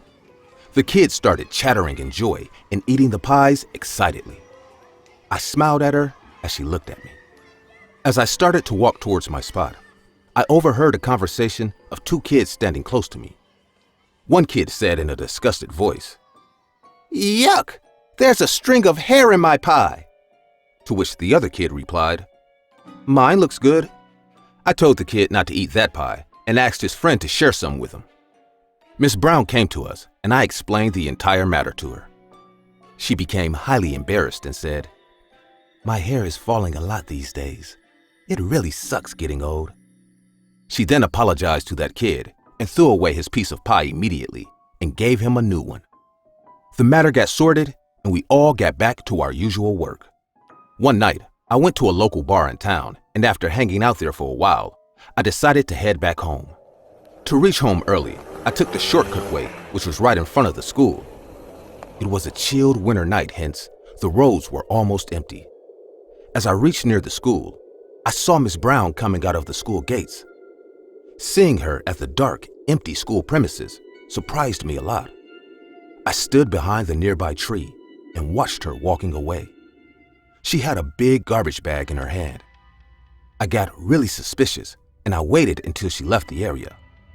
Once she was out of sight, I went inside the school. The school was completely silent. I wandered around for a bit, just when I heard a machinic sound coming from the workers' room. I walked inside the room and surprisingly noticed the freezer was plugged in and running absolutely fine. I remembered Miss Brown telling me that it doesn't work anymore. I felt even more weird thinking, why would she lie to me on such a simple matter? Did she want me to keep away from using it? I tried to open the freezer door, but it was locked. I left for home and decided to check it the next day without letting Miss Brown know about it. The next day, I secretly stole the key of the freezer from Miss Brown's bag. I wanted to do this job as quietly as possible, so I waited for the right moment. Our school was heading towards the sports day next week, so all the workers were busy with preparations.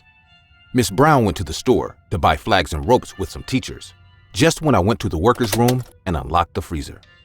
As soon as I opened the door, my heart drowned in horror.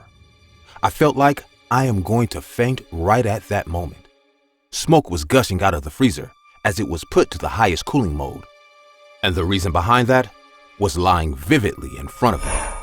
There was a dead man inside the freezer. He was cut in half. There were no signs of his lower body. He seemed dead for quite a long time now. I guessed without any doubt that it was none other than Miss Brown's husband. She often talked to me about him, and her description exactly matched this guy. The ground beneath my feet started to shake as I realized Miss Brown has killed her husband and hid his body in our school's freezer. I was terrified, but what I discovered next scared not only me, but ended up terrorizing each and every person in our school and town people too. There was a pack of sliced meats cut in the shape of steaks and preserved inside it.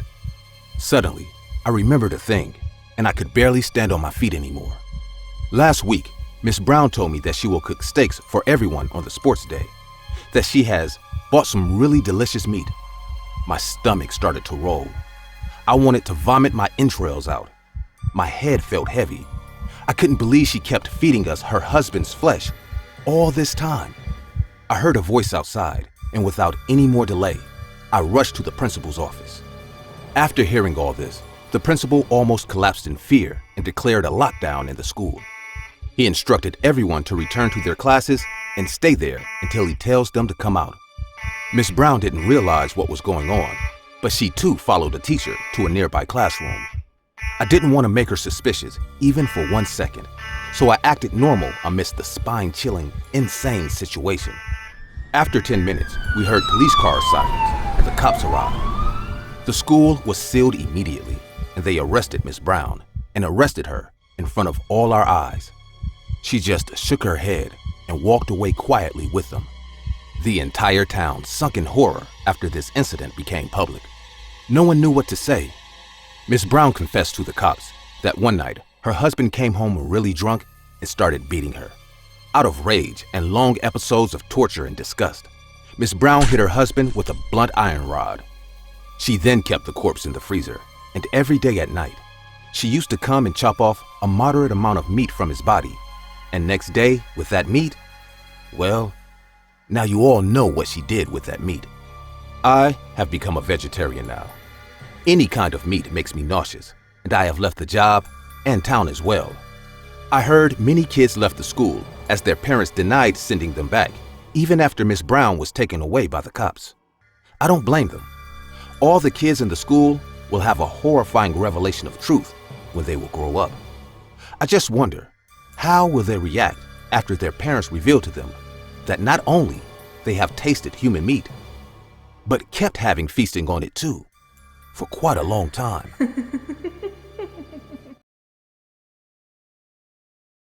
I have always been a huge fan of murder mystery games. My best friend Jill introduced me to the trending game Among Us last year. I have played with college friends, cousins, and even random people.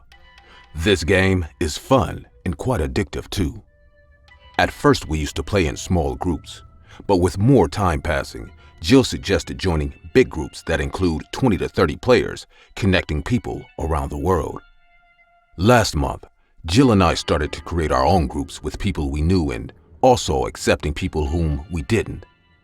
We used Discord to access smooth communication. For those who are unaware of the role of Discord, let me give you a brief explanation. Using Discord to play Among Us games will help the crewmates to know who is communicating and who is muted. Discord will assist the crewmates to identify the imposters, thus reducing the confusion and chaos and avoiding the blunder of killing their own crewmates. In one word, this is a very helpful app if you enjoy online gaming with a huge number of people. Among Us gives you the scope to choose your region before starting the game. And so far, North America, Asia, and Europe region are accessible in this game. This allows people from one region to play with people from a completely different region. As Jill and I often spend our evening breaks after college together, we got addicted to this game. I started to play with random people, and it was extremely fun to play with more players. One night, Jill invited me to have a stayover at her house. We decided to watch a movie and then play Among Us until we fell asleep. After watching a movie and eating a lot of junk foods, we began our gaming night. The next day was a Sunday, so there was no rush in waking up early the next morning. After 2 to 3 rounds of gaming, Jill added me to a new group. She said this was her boyfriend's friend group, and it had around 35 people. We plugged in our headphones and started on our mission. In the first round, I was one of the imposters. There were 10 imposters in total. The game was going absolutely well. I met a guy in the game whose name was Rick. Rick and I became good friends after 5 to 7 rounds of gaming. He had some cool tricks in fooling the crewmates and luring them away from their groups so that we can take them out. It was a fun night. Since that night, whenever Jill played with her boyfriend's group, she added me. After 2 weeks of continuous gaming, everyone decided to meet up and party. The party took place at Jill's boyfriend's house, whose name was Sam. Jill and I went to Sam's place. It was a Sunday night.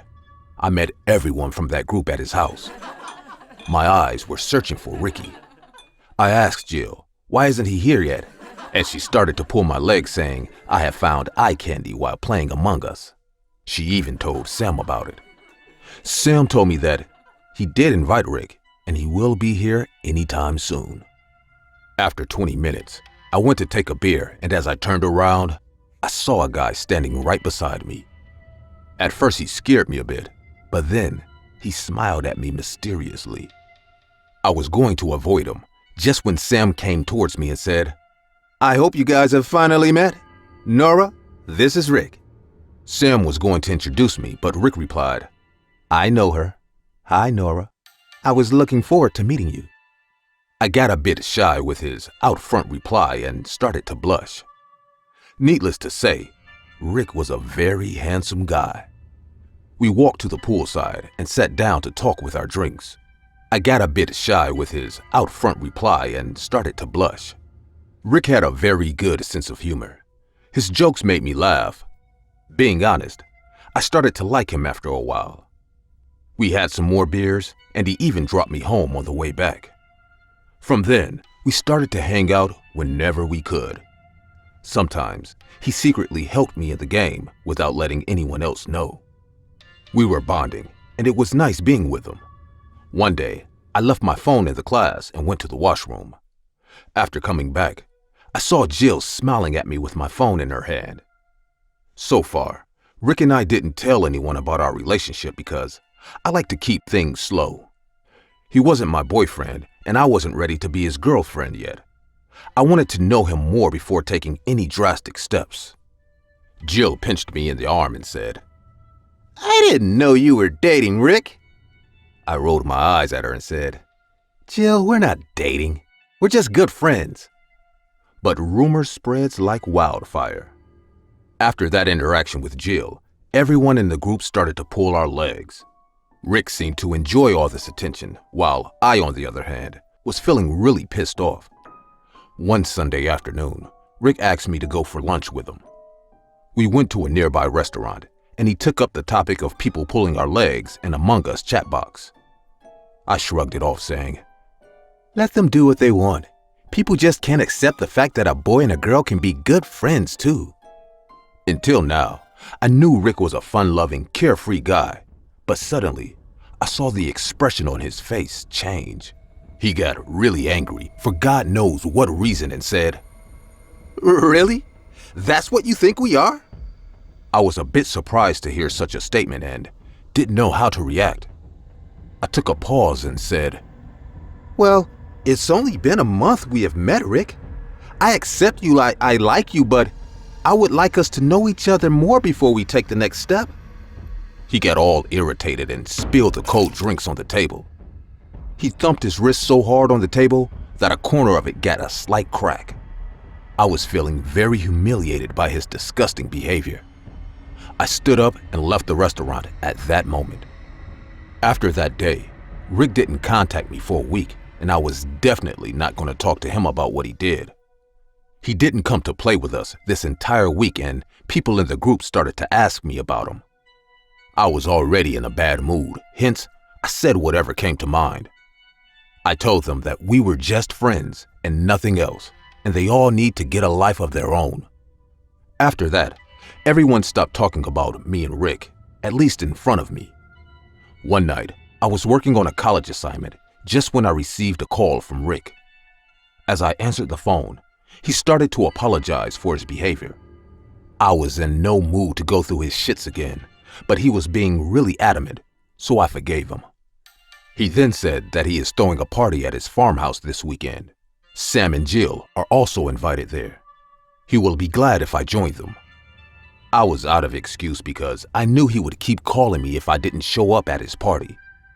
So I said, I will be there. I talked to Jill and she became happy that I agreed to go to Rick's party. We all went to Rick's party. It started out to be fun. After a long time, our group was hanging out again. We all played Among Us and drank lots and lots of beer. After a certain amount of time, I got really drunk. I was sitting on the living room porch when Rick came to me. He started to talk about how much he missed hanging out with me all this time. I was just listening to him as I had no other option than that. Rick went to bring more drinks. Just then, another friend of Sam named Mike came to me and started talking. Mike and I were talking about the game and other casual stuff. Meanwhile, Rick came back. He crushed the beer cans with his hands just by seeing me talking to Mike. Rick created a huge scene and called me a bitch for playing with his heart. I was out of words this time. Jill took my side and said that it was his fault for imagining everything inside his head because I never told him that I loved him.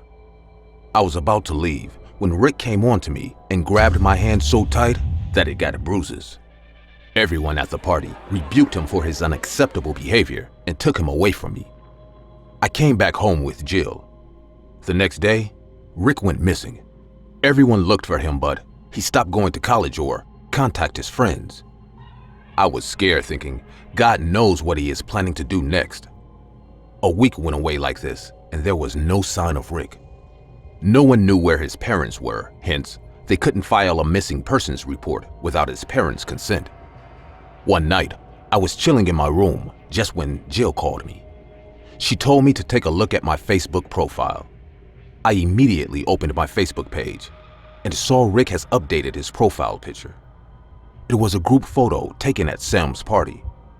Rick has cropped the photo, which portrays me and him sitting together. The caption he gave to the picture scared me to sleep. Me and my girlfriend, whom I met playing Among Us. Hashtag, we will never be apart. I have filed a report against this creepy guy. The scariest part is that no one has a minimum idea about his background, even though he was a very jolly person. I just want to say out loud that, Rick, if you are watching this, you better stay the hell away from me. Because if you don't, next time, you will be the one getting the bruises. This happened last year, in January. The coronavirus outbreak hasn't started yet. I took a job at Walmart to save for college. I moved into my brother's house, who was already working in a startup. After a tiresome week of work, we both relaxed at our house by inviting a couple of friends. There were 5 of us, including me and my brother. We all ordered pizza and watched action movies most weekends. My brother often drank beers with 2 of his friends and cracked hilarious jokes. Me and my friend Matt used to play video games and laugh at their jokes. Long story, short weekends were quite fun.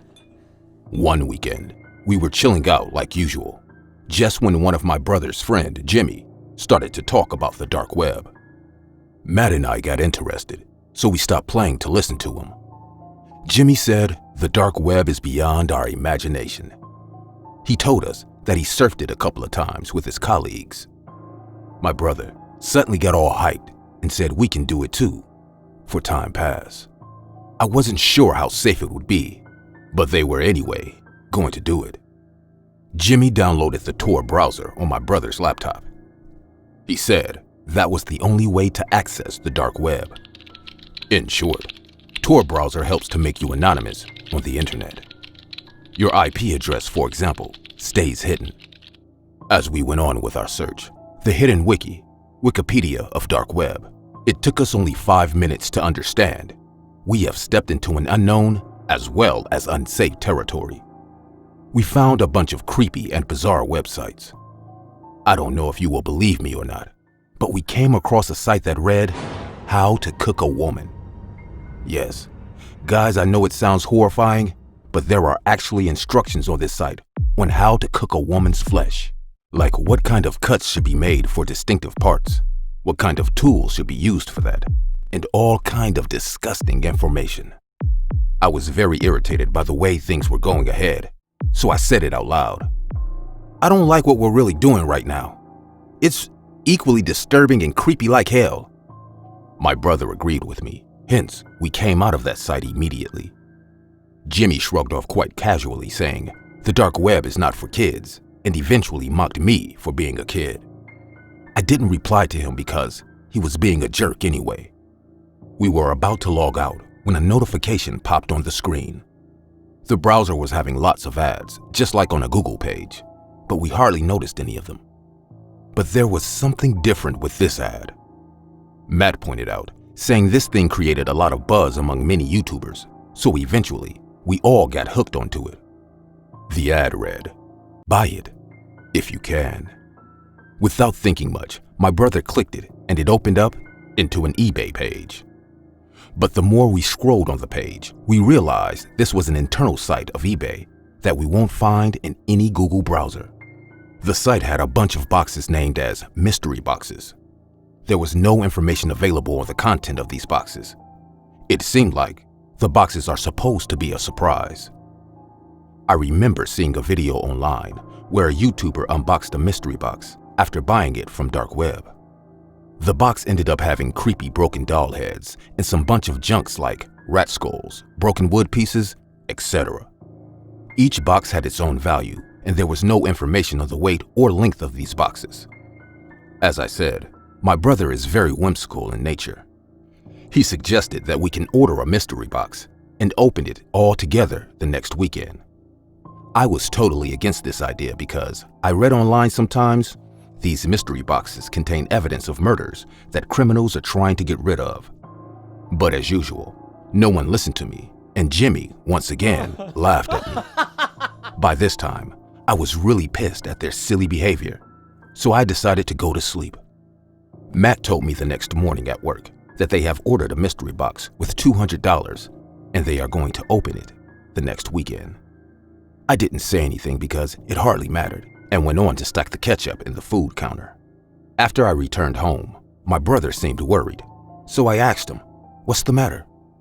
He told me he received a text message in the afternoon from an unknown number. It said that he is about to receive a package, and it's non-refundable as he has already paid for it with Bitcoins. I was sure it was Jimmy, who kind of forced him to buy it for stupid thrill. I asked him to show me the text message. As he handed me over the phone, I saw the message read that the time and venue of delivery will be informed to us, and we will have to go there to pick it up. We are a generation of online shoppers, but for the first time, I saw such a shadowy method of package delivery. No way was I letting my brother go alone, so I told him next time if he receives details on the delivery pickup, Matt and I will also go with him. A week passed and nothing happened. It was Friday, just the day before our weekend get-together, when my brother again got a text from the same number. There was an address mentioned in it. It was about 8 kilometers distance from our house. We hopped inside the car and picked up Matt on the way. As we reached the mentioned location, we came to an overbridge above a riverbed. My brother said that he came here a couple of times with his friends to drink beer. At this point, we slowed down our car expecting a delivery guy with our package. But surprisingly, there wasn't anyone standing there. Matt said, "I think someone fooled us. Seems like you guys wasted money for nothing." And he then started laughing. I joined him because I was already expecting an outcome like this. But my brother suddenly pointed out his finger outside the car window on his left side and said, "Look, there's a cardboard box." We all followed his direction and saw that he was right. We got out of the car and walked towards the left sidewalk. A middle-sized cardboard box was actually present there. All this time, we didn't see anyone passing from this area, so it felt very fishy to see an unknown package lying randomly in the street. The box had no address or name on it. I picked it up and realized it isn't that heavy. There's definitely something inside it. We came back home and my brother invited all his friends, including Jimmy, saying there's a surprise waiting for all of us. Even Matt seemed pretty excited about unboxing this package, but I couldn't shake off the uneasy feeling from the moment this box has arrived in our life. The table was all set with booze and snacks. I was sure something unexpected will happen tonight. An eerie feeling was rushing down my spine the entire time as I stared at the box. The box was kept on the glass table in front of our couches. Around 7:30 p.m., everyone arrived at our place. Earlier, everyone used to come at 8:30 or 9 p.m., but due to the arrival of the mystery box, they all turned up as soon as they could. Jimmy rushed to the table and took the box in his hand. "Dude, this is giving me chills. Let's open it, guys," he said in a highly excited voice. I sat down next to him and everyone gathered in a circle. It felt like time had stopped. All of their eyes were at the box. I sat in the distance because in case something bizarre comes out of it, I don't want to be close enough. The box was heavily taped from the outside. Matt took a sharp steel knife and started to cut it from the connectors. After a few seconds of doing so, the box got opened. There were 3 separate bubble wraps present in the box. As we opened the smallest one, it came out to be a belt. Now, let me tell you, there was something very unusual about this belt. The leather it had was very fragile. It was quite transparent and pale in color. It even felt odd to the skin. As we went on opening the other 2 packages, we discovered someone had sent us a bunch of regular stuff made of leather. There was a woman's handbag and a pair of socks. Though the handbag and the wallet seemed normal, the socks were really gross. After examining it closely, we unleashed the horror that was waiting for us all. The socks are also made of the same leather like the wallet and the bag, but it had a bunch of hairs on it. Trust me, guys, I am not making it up at all. Those socks weren't just covered in human hair, but there was actually skin growing out of those socks. My brother jumped from his place and threw the socks away. "Oh my God! Is it really human skin, guys?" He screamed at the top of his lungs. Everyone was shocked and terrified. Jimmy started to panic like a kid now. "I can't believe someone sent us goods made of human leather. This is fucking creepy, bro. What are we gonna do?" He kept screaming and panicking and everyone was out of their freaking mind. I stood there, staring at the handbag. My eyes couldn't believe that the leather was once a living person's skin. Matt started crying, saying, "What if someone murdered this person and now try to get rid of the body by turning his skin into leather products? The police will get to us. Damn it, guys. What have we done?" I realized everyone is also terrified like hell. So before it's too late, I have to do something. I made everyone sit down. After they all calmed down a bit, I told them the best thing we can do is to hand over this package to the police ourselves. Jimmy, as usual, freaked out even more and he was about to insult me again just when my brother's phone rang. Someone has texted him from the same number. I opened the text and the blood in my body rushed to my heart, making it beat like drums. The text said, "Enjoy products from www.humanleather.com." Before wasting any more time, I picked up all the stuff and put them back in the box. Then we all ran to our backyard and burnt the entire package in the garbage disposing incinerator. My brother changed his number after that event. That was the last time we all surfed the dark web. At least, I am never going to step inside that creepy place ever again.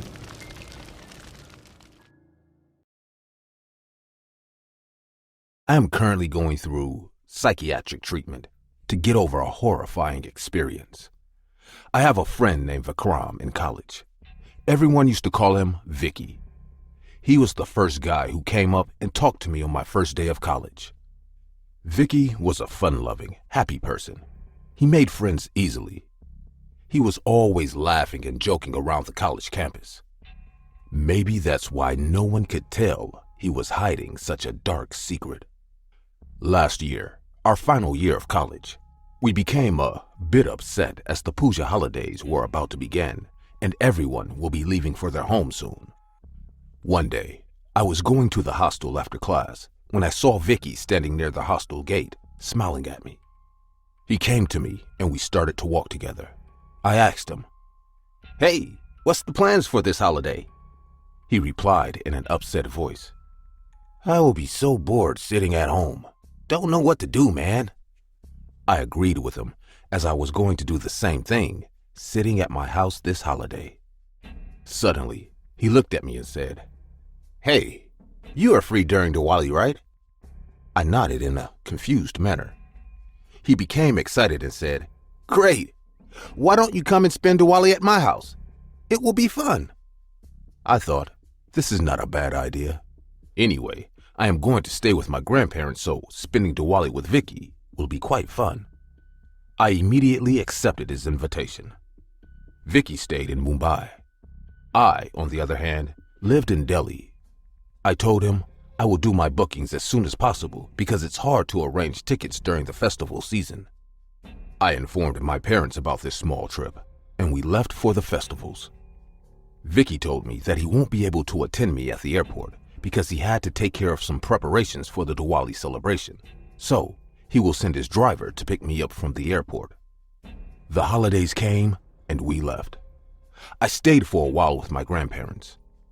I took a flight on the morning of Diwali and reached around 10 a.m. I already informed Vicky about my arrival before boarding the flight. As I exited the airport premises, I noticed a man wearing a driver's outfit standing outside. He had a placard on his hand with my name written on it. I walked to him and introduced myself. The man looked frail and weak. He had dark circles under his eyes. Even though he smiled at me, I felt there's something off about him. Anyway, I sat in the car and he started to drive. Mumbai is known as a crowded city, but after 4.5 hours, we arrived in a rural area. I checked my GPS and it showed we are in Mokhada. Mokhada is a census town in the Palghar district of Maharashtra state. The view was breathtaking. My mind got all refreshed seeing the vast green fields, tall hills, and blue lakes around me. Vicky told me about the long ride, so I already ate at the airport. It was 5 p.m. when I reached the house. Vicky's house looked like an old mansion. His family seemed to be very rich. I was impressed with his down-to-earth attitude, even though he belonged from such a wealthy family. As I got out the car, I saw Vicky standing at the doorway with a big smile on his face. He ordered the driver to take my luggage inside and took me to the house. The house looked even grander from the inside. There was a long wooden stairway in the dining hall leading up to the bedrooms on the first floor. A huge chandelier was hanging from the ceiling. There were costly antiques all over the house. Big oil paintings were hanging on the wall with beautifully carved statues kept all over the hallway. I was looking around just when I saw a woman coming down the stairs. She was wearing costly jewelry and dressed in black. Vicky introduced me to her, saying it was his mother. I paid my regards to her. She raised her hand to bless me just when I noticed something weird. She was wearing rings on her hand. Each ring looked really odd. One of it was a bird's skull. One had the face of a demon, while the other one had some mysterious sign on it. She saw me noticing her hand and creepily smirked at me. She then looked at Vicky and said, "Take your friend upstairs. We have arranged your brother's room for him." It's been 3 years now since Vicky and I are studying together, but he never told me about his brother. I turned towards him and said, "Oh, you never said you had a brother. Wouldn't he mind if I captured his room?" Vicky started to hesitate a bit. This is the first time I saw him being nervous. Before he could come up with a reply, his mother said in a firm voice, "His brother lives downstairs. You have nothing to worry about." I didn't say anything more and walked upstairs with Vicky. There were 3 rooms upstairs. Vicky took me to the last room of the long passage. As I entered the room, I realized they have done remarkable arrangements for me. The bed had a new silk sheet. There were juices and fruits kept on the table. Clean towels and fresh sleepers were kept on the shelf for me. I told Vicky in a shy manner, "This is too much.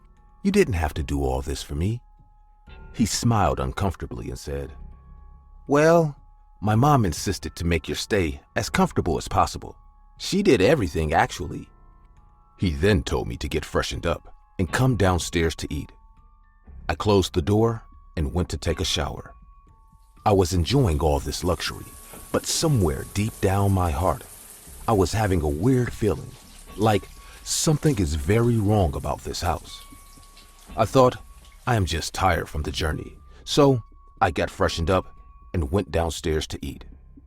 When I reached the dining area, I saw a long wooden table lying in the middle of the room.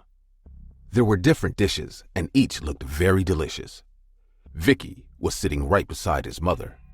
On the opposite side, I saw a man sitting with a very old face. He wasn't old by age, but his face appeared very unusual. His eyes were dropping down, with heavy wrinkles all over the forehead and cheek. I sat next to him, and Vicky told me, this is his father. He had a stroke a few years back, so he is not in good health. I smiled and introduced myself, but Vicky's father didn't even look at me. He just kept staring at the plate. Vicky's mother told me to excuse him as he barely speaks or recognizes people these days. It felt very surprising to me that all these years, Vicky never talked about his family. We started to eat just when something caught my eye. There was another chair at the table, but it was empty. I looked at Vicky and said, "Hey, where's your brother?" Vicky's mom quickly replied, "My son is sick. That's why we keep him downstairs. We have arranged a 24/7 medical observation in the house for him. Hence, he can't come and eat with us. But don't worry, you will see him soon." When she said I will see Vicky's brother soon, I noticed Vicky's face turning pale. Everything was feeling very disturbing to me. I could see there was something they aren't telling me. After finishing dinner, Vicky's mother told me, "You better go and rest. Our Diwali rituals will begin at dawn, so if you don't rest, you won't be able to enjoy." I didn't say anything and went to my room quietly. Vicky told me he will come to get me at 3 a.m. before the rituals begin. Diwali is celebrated at night, but I never heard about any Diwali ritual that begins at 3 a.m. I lied on my bed, thinking about the sudden change in Vicky's behavior. I couldn't shake off the feeling about his brother's sickness also. The house and its people were being very creepy to me. Around 1 a.m. at night, I woke up hearing a sound from downstairs. I heard someone talking in a very low voice. I got up from my bed and tiptoed into the passage. I peeked from the wall downstairs and saw the driver carrying a man into his arms. Vicky was with him too. Both of them disappeared behind the stairs. I couldn't bear the mystery anymore, so I walked down the stairs to check what the hell is going on with these people. After coming downstairs, I saw lights coming behind a door under the stairs. This area under the stairs was so dark earlier that I could hardly notice the door. I reached the door and heard Vicky's mother's voice. She was chuckling in a very spooky manner. I put my eye opening the door slightly to look at what's happening inside the room. What I saw, Vicky was standing near a wooden slab and his mother was standing next to it. She was dressed horrifyingly. A garland made of small animal skulls were hanging from her neck. The room was filled with candles. There were huge satanic symbols painted all over the walls, probably with blood. And on that wooden slab lied a rotten dead body. I could tell from the decomposition of the body that this person had been dead for a long time. A foul, rancid smell made the air of the room heavy and hard to breathe. Suddenly, Vicky's mother turned to the driver and said, "You will go to the boy's room and inject him with this high-dose sedative in his sleep. Then bring him to us. I have waited so long for this moment. It is time to make my son alive again. At 3 a.m. sharp, I will begin the rituals and the boy's soul will inherit my son's body." Oh, Vicky, you don't know what that means. You will get your loving brother back. We will all be a happy family again. Your father will get well as well when he will see his dead son come to life. I couldn't believe what I was hearing.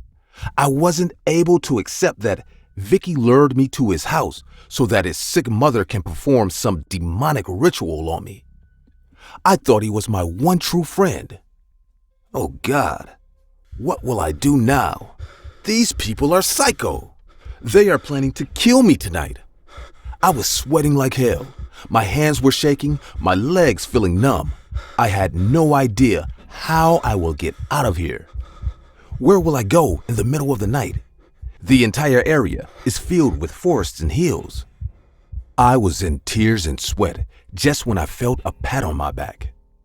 I would have screamed right then, but Vicky's father gestured me to be quiet by putting his finger on his lips. He held my hand and silently took me upstairs. I was out of my mind. I couldn't do anything but follow him. We got into my room and he calmed me down. He gave me the car keys and said, "You must leave immediately. My wife has gone insane after my elder son committed suicide. I had a stroke out of the same shock, but somehow accepted our fate. But she still believes dark magic can bring our son back. She brainwashed Vicky saying if he brings a boy to our house, they can put his soul into my dead son's body and make him alive again." The man started to cry in front of me. It was probably heartbreaking for him to see his entire family falling apart. But this was my only chance to get out of this creep show. I quickly packed my bags and came out of the house. As I started the car engine, I heard Vicky's mother shouting out loud, "Vicky, stop him! He is running away!" But there was nothing in the world that could stop me then. I pressed the accelerator real hard, and with a loud sound of tires creaking, I drove away. I noticed the house entrance in the car rearview mirror, and I saw Vicky standing there with a sad face. Vicky didn't come back for the last semester, and I have no idea what happened to him or his family. I didn't keep any contact with him after this horrifying incident. Me and my friends Selena and Martha, Selena's sister Jasmine, and our common friend Emma, we are 5 in a group. One night at 7:30 p.m., we all decided to have a party at my house. My parents had gone out for an important meeting and would not return until the next day. All of us had decided to have fun. Martha had brought a Ouija board along with her. I asked her, "Why have you brought this with you?" To which she replied we must include them in our party as well. We partied hard, and then at 12 a.m., we decided to play with the Ouija board. We placed the board on a table and lighted some candles. Selena started the session. "Is anyone there who would like to communicate with us?" Selena asked. There was no reply. Selena spoke again. "Don't hesitate to talk." Again, there was no reply. We got bored after asking 21 times and decided to watch TV instead. As the girls had stayed in my house for the night, they went to change their clothes. When it was finally Martha's turn to change, she went to the washroom. Suddenly, we heard Martha scream, and we rushed to see what had happened.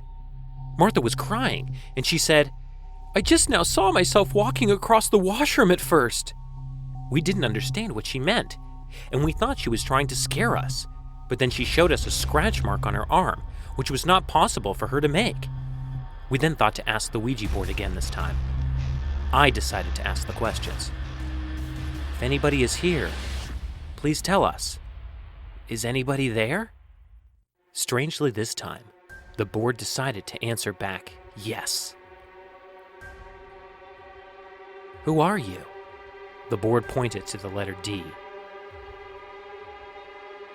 "D who?" The board slowly spelled out the word, death. "What do you want from us?" "Blood. Your flesh as well," the board answered. And this was enough for us. We all left everything and ran towards the door, but the door did not open, and we realized that we had been locked in my own house. Some more supernatural things started happening. The lights were flickering, and things were being thrown here and there. We somehow managed to hide in one of the rooms, but to no avail. Martha got very angry, and she asked with a loud scream, "Why don't you leave us alone?" Selena, in frustration, burned the Ouija board with a gas cylinder. The moment the Ouija board was burned, the front door opened with a loud noise, and without wasting any time, we ran out of the house. But the thing that happened after that is the most horrible part of the story. We all got out, but when Martha was about to step out the door slammed shut. For a second, everything was dead silent, but after that, we heard her screams from the inside. We banged on the door and called out her name. After some time, our neighbors came, and we managed to break the door down. We found Martha lying unconscious on the floor. We took her to a hospital. After that day, Martha never spoke a word again. Later, we found that the spirit whom we had called through the Ouija board was David, who was Selena's half-brother. He died due to an accident. David was never good when he was alive or dead. Martha was admitted to an insane asylum, and even today, we don't know what exactly happened on that night. But whenever I look into her eyes, I get shivers all around my body, and I feel something horrible had happened. My family and I ended up moving from that house. Looking back, I have to ask myself the question, why did we do that? Because all of our lives have changed. I still feel a bad presence around me.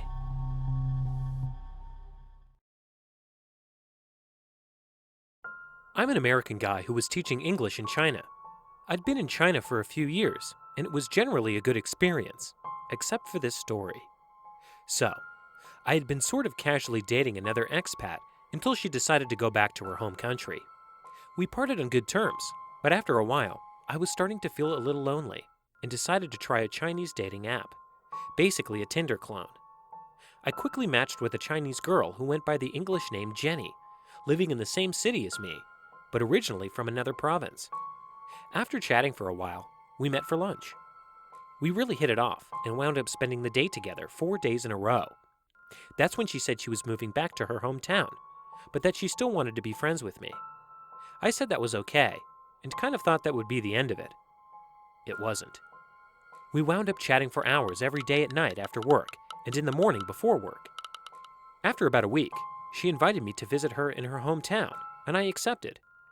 On a long weekend, I flew into her hometown, and we basically spent the whole time in the hotel. The day before I was supposed to go back, I went out to buy a bottle of water from the convenience store downstairs. When I got back to the room, she asked me, "Who's Nancy?" Turns out, she had been using my laptop, turned on the VPN, and was browsing through my Facebook page, where she found a message from 8 years earlier to a girl I had been dating at the time. I told her Nancy was an ex-girlfriend, and she went absolutely ballistic. Said we couldn't be together because clearly I was actually in love with Nancy, then stormed out of the room in tears. I ran after her, telling her that I hadn't even spoken to Nancy in at least 5 years, and that she, Jenny, was the only person I was interested in.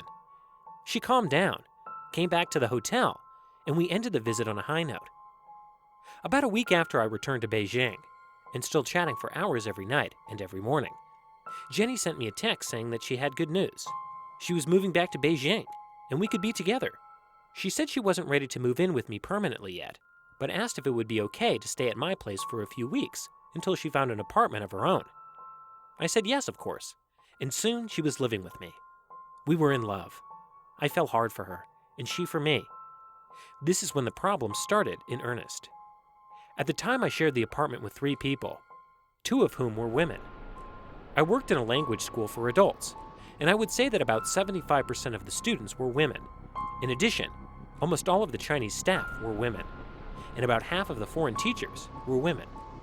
Anytime I so much as said hello to a female roommate or colleague in her presence, she accused me of cheating on her. She once asked me if I liked living in that apartment because I could hear my female roommates peeing from the living room. The walls were ridiculously thin. Multiple times a day, she would ask how many times I'd slept with students or colleagues, never for the record. And when I said I hadn't, she'd angrily accuse me of lying to her. And I do mean angrily, by the way. Sometimes she'd throw shoes or other heavy objects at me before dumping me, storming out of the house with me, trailing behind, begging her not to go until she relented, and things would be good for the rest of the day, maybe 2 days on the outside. This cycle repeated for about 2 months until I finally had had enough, and one day when she left, I didn't go after her. That night, I paid for her to stay in a hotel on her own. The next morning, she called me in tears, threatening to kill herself. I went to the hotel to try to calm her down, and eventually she composed herself and seemed to have more or less accepted that it was actually over, so I accompanied her to a real estate agent so she could find an apartment of her own. Then, I went to work. That night, she texted me a lot. The next morning, she texted me a lot. The next night, she was waiting for me at my workplace, and I told her I didn't want to see her. For weeks after we broke up, she was constantly calling me, texting me, randomly showing up at my apartment or workplace, and refusing to leave. Eventually, I blocked her on my phone and my WeChat, Chinese social media, account, and told the receptionist at work to watch out for her because I was worried she might do something to cause problems at work. After a few more weeks, she seemed to have gotten the hint, and I was kind of hopeful that I could just spend some time single and try to get over her. That's when I received a friend request on WeChat from someone I didn't recognize. The name was unfamiliar, and the profile pic was an anime character, so there weren't really any identity clues. Like I said before, I work as an English teacher for adults. I don't mind adding students on WeChat so they can ask questions about English whenever they want, and I just assumed this was a student who'd gotten my account from another student or a staff member. And when I asked who it was, she basically confirmed that. She said she was a former student who had gotten my account from a British teacher and had a couple of questions about how American English differed from the British variety. No problem. Over the next couple of weeks, she'd send me a few questions every 3 or 4 days, occasionally making friendly small talk in between. Eventually, that friendly small talk seemed to be getting a little uncomfortably romantic, so I told her that I was still getting over a painful breakup. I was happy to be friends with her, but I wanted to be clear that that was it. She said fine, but she kept pushing the envelope a little more every time. She eventually told me that she was also getting over a breakup and described a situation that sounded remarkably similar to my situation from Jenny's point of view. I was definitely suspicious at this point, but I thought I was being paranoid. I thought there was no way that anyone would make up a fake identity just to get back in touch with me on social media. It must be a coincidence.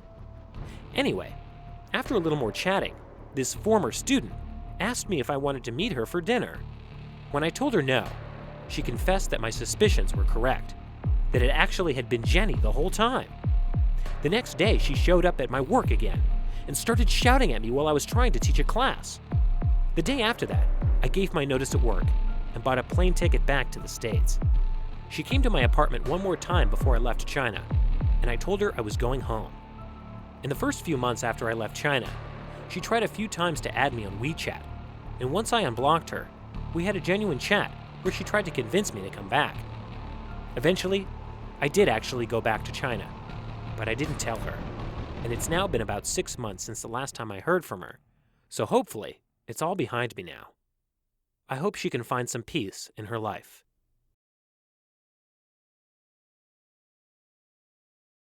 This happened one night when I was about 10 years old, around 1996. I'm currently 26 years old, but I remember this night vividly. We had just arrived in Warsaw, Indiana, to visit all of our family members, which consisted of my aunts, uncles, and cousins. My aunt and uncle's house is in the middle of the woods, where the closest gas station would take us at least 10 minutes to drive to.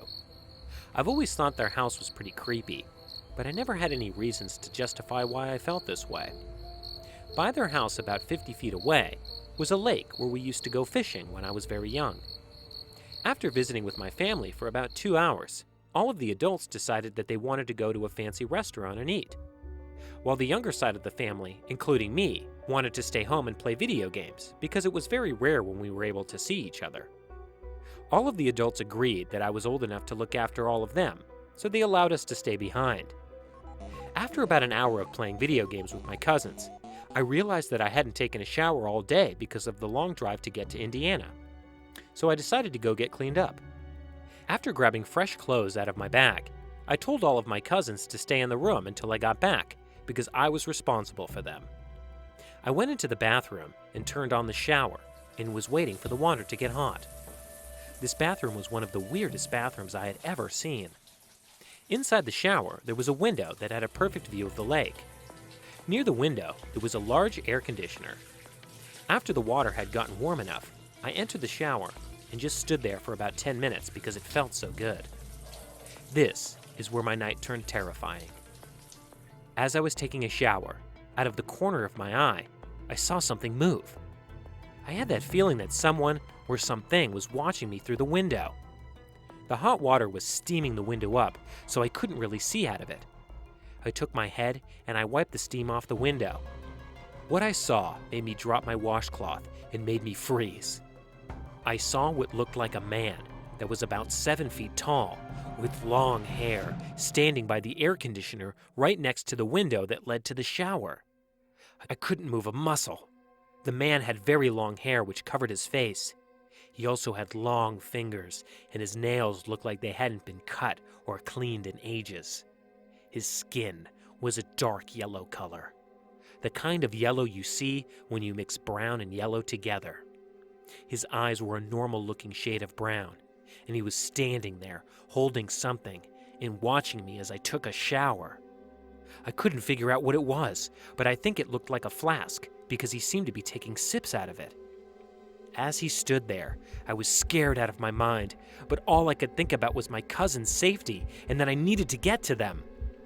After about 2 minutes, the man got really close to the window and started to smile. His teeth were as disgusting as his fingernails. To this day, I can still remember his face as if it had happened yesterday. He looked at me for about 30 seconds with his face pressed against the glass. He backed away and just sat on the air conditioner, drinking whatever was in his hand, staring at me like I was the only thing that existed in the world. The only thing I could hear was his laughter and the water hitting my back from the shower head. I slowly used my left hand, which he couldn't see, to grab the towel off the rack. I quickly threw the towel over the window to hinder his view of me in the bathroom. And I quickly ran to the room where my cousins were with just my towel on and told them to get out of the room and go to the back room and lock the door. The back room was the farthest away from the bathroom, and it was one of the few doors in the house that had a log. After they all ran in the room, I got the phone and called 911. I told them that a man was watching me through the window, and I was scared. They said they would be there as soon as they could. After getting off the phone with 911, I reluctantly went back into the bathroom. I slowly took the towel off the window, and to my horror, the man was still there. But he wasn't near my window or on my air conditioner. He was near the lake behind the house. He stared at me for about a minute longer with a malicious smirk on his face. By this point, I was terrified, but I knew my cousins were safe. Then, like he was being controlled or something, he quickly did a 180-degree turn and walked straight into the lake, his body descending until I could only see the top of his head. Then, nothing. He was gone in a second. I couldn't believe my eyes. This only made me more terrified. I just watched a man walk right into the lake like it was his home. I figured he would come back after a minute or so, But after 5 minutes, he never came back up. To this day, I can't explain it. The police came right after that, and they searched the area, but they found nothing. I've never been more terrified since.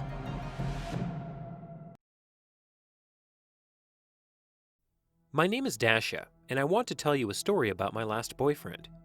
We met at university. We accidentally bumped into each other in the hallway. He asked me to go for coffee with him, and I agreed. He told me his name was Norman. We talked about this and that. He was handsome and witty. I was very attracted to him, and before long, we were dating. Norman was a very sensitive and caring guy, not like my previous boyfriends. It was like he was from another planet. He was always interested in what I wanted, always concerned about my needs, but at the same time, he was very masculine. I felt safe with him. Everything was fine at first. It was my friend's birthday, and our whole group gathered in a bar to celebrate. I was excited because I brought Norman, and I wanted to introduce him to everyone. Sitting at the table, we were having fun, drinking and laughing.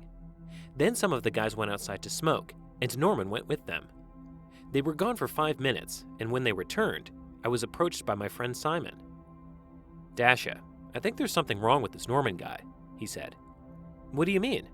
I asked. "Well, he's kind of strange. He started talking about his mother, saying really weird things. Then he started giggling like an idiot for no reason. He's not normal." "Norman? Not normal? Are you sure?" I said. Of course, I spoke with Norman about it, but he denied everything. He said my guy friends were just jealous of our relationship, and they were trying to drive a wedge between us. I believed him, especially since Simon had asked me out on a date one time, and I had to turn him down. It was possible that he just wanted to turn me against Norman and get rid of his competition. But the more time I spent with Norman, the more I started to notice some strange behavior. Sometimes he would get a faraway look in his eyes and go silent for a few minutes. Then he would start talking again as if nothing had happened. And he began to call me Mommy. I put up with his little eccentricities because everything else in the relationship was wonderful. And then something happened. It was like a bolt from the blue. One day, he kidnapped me. We were at my house and my parents were out. I went upstairs to get something. All of a sudden, I felt him grab me from behind, and he put a handkerchief over my nose and mouth. It was soaked in some kind of chemical, and within seconds, I blacked out.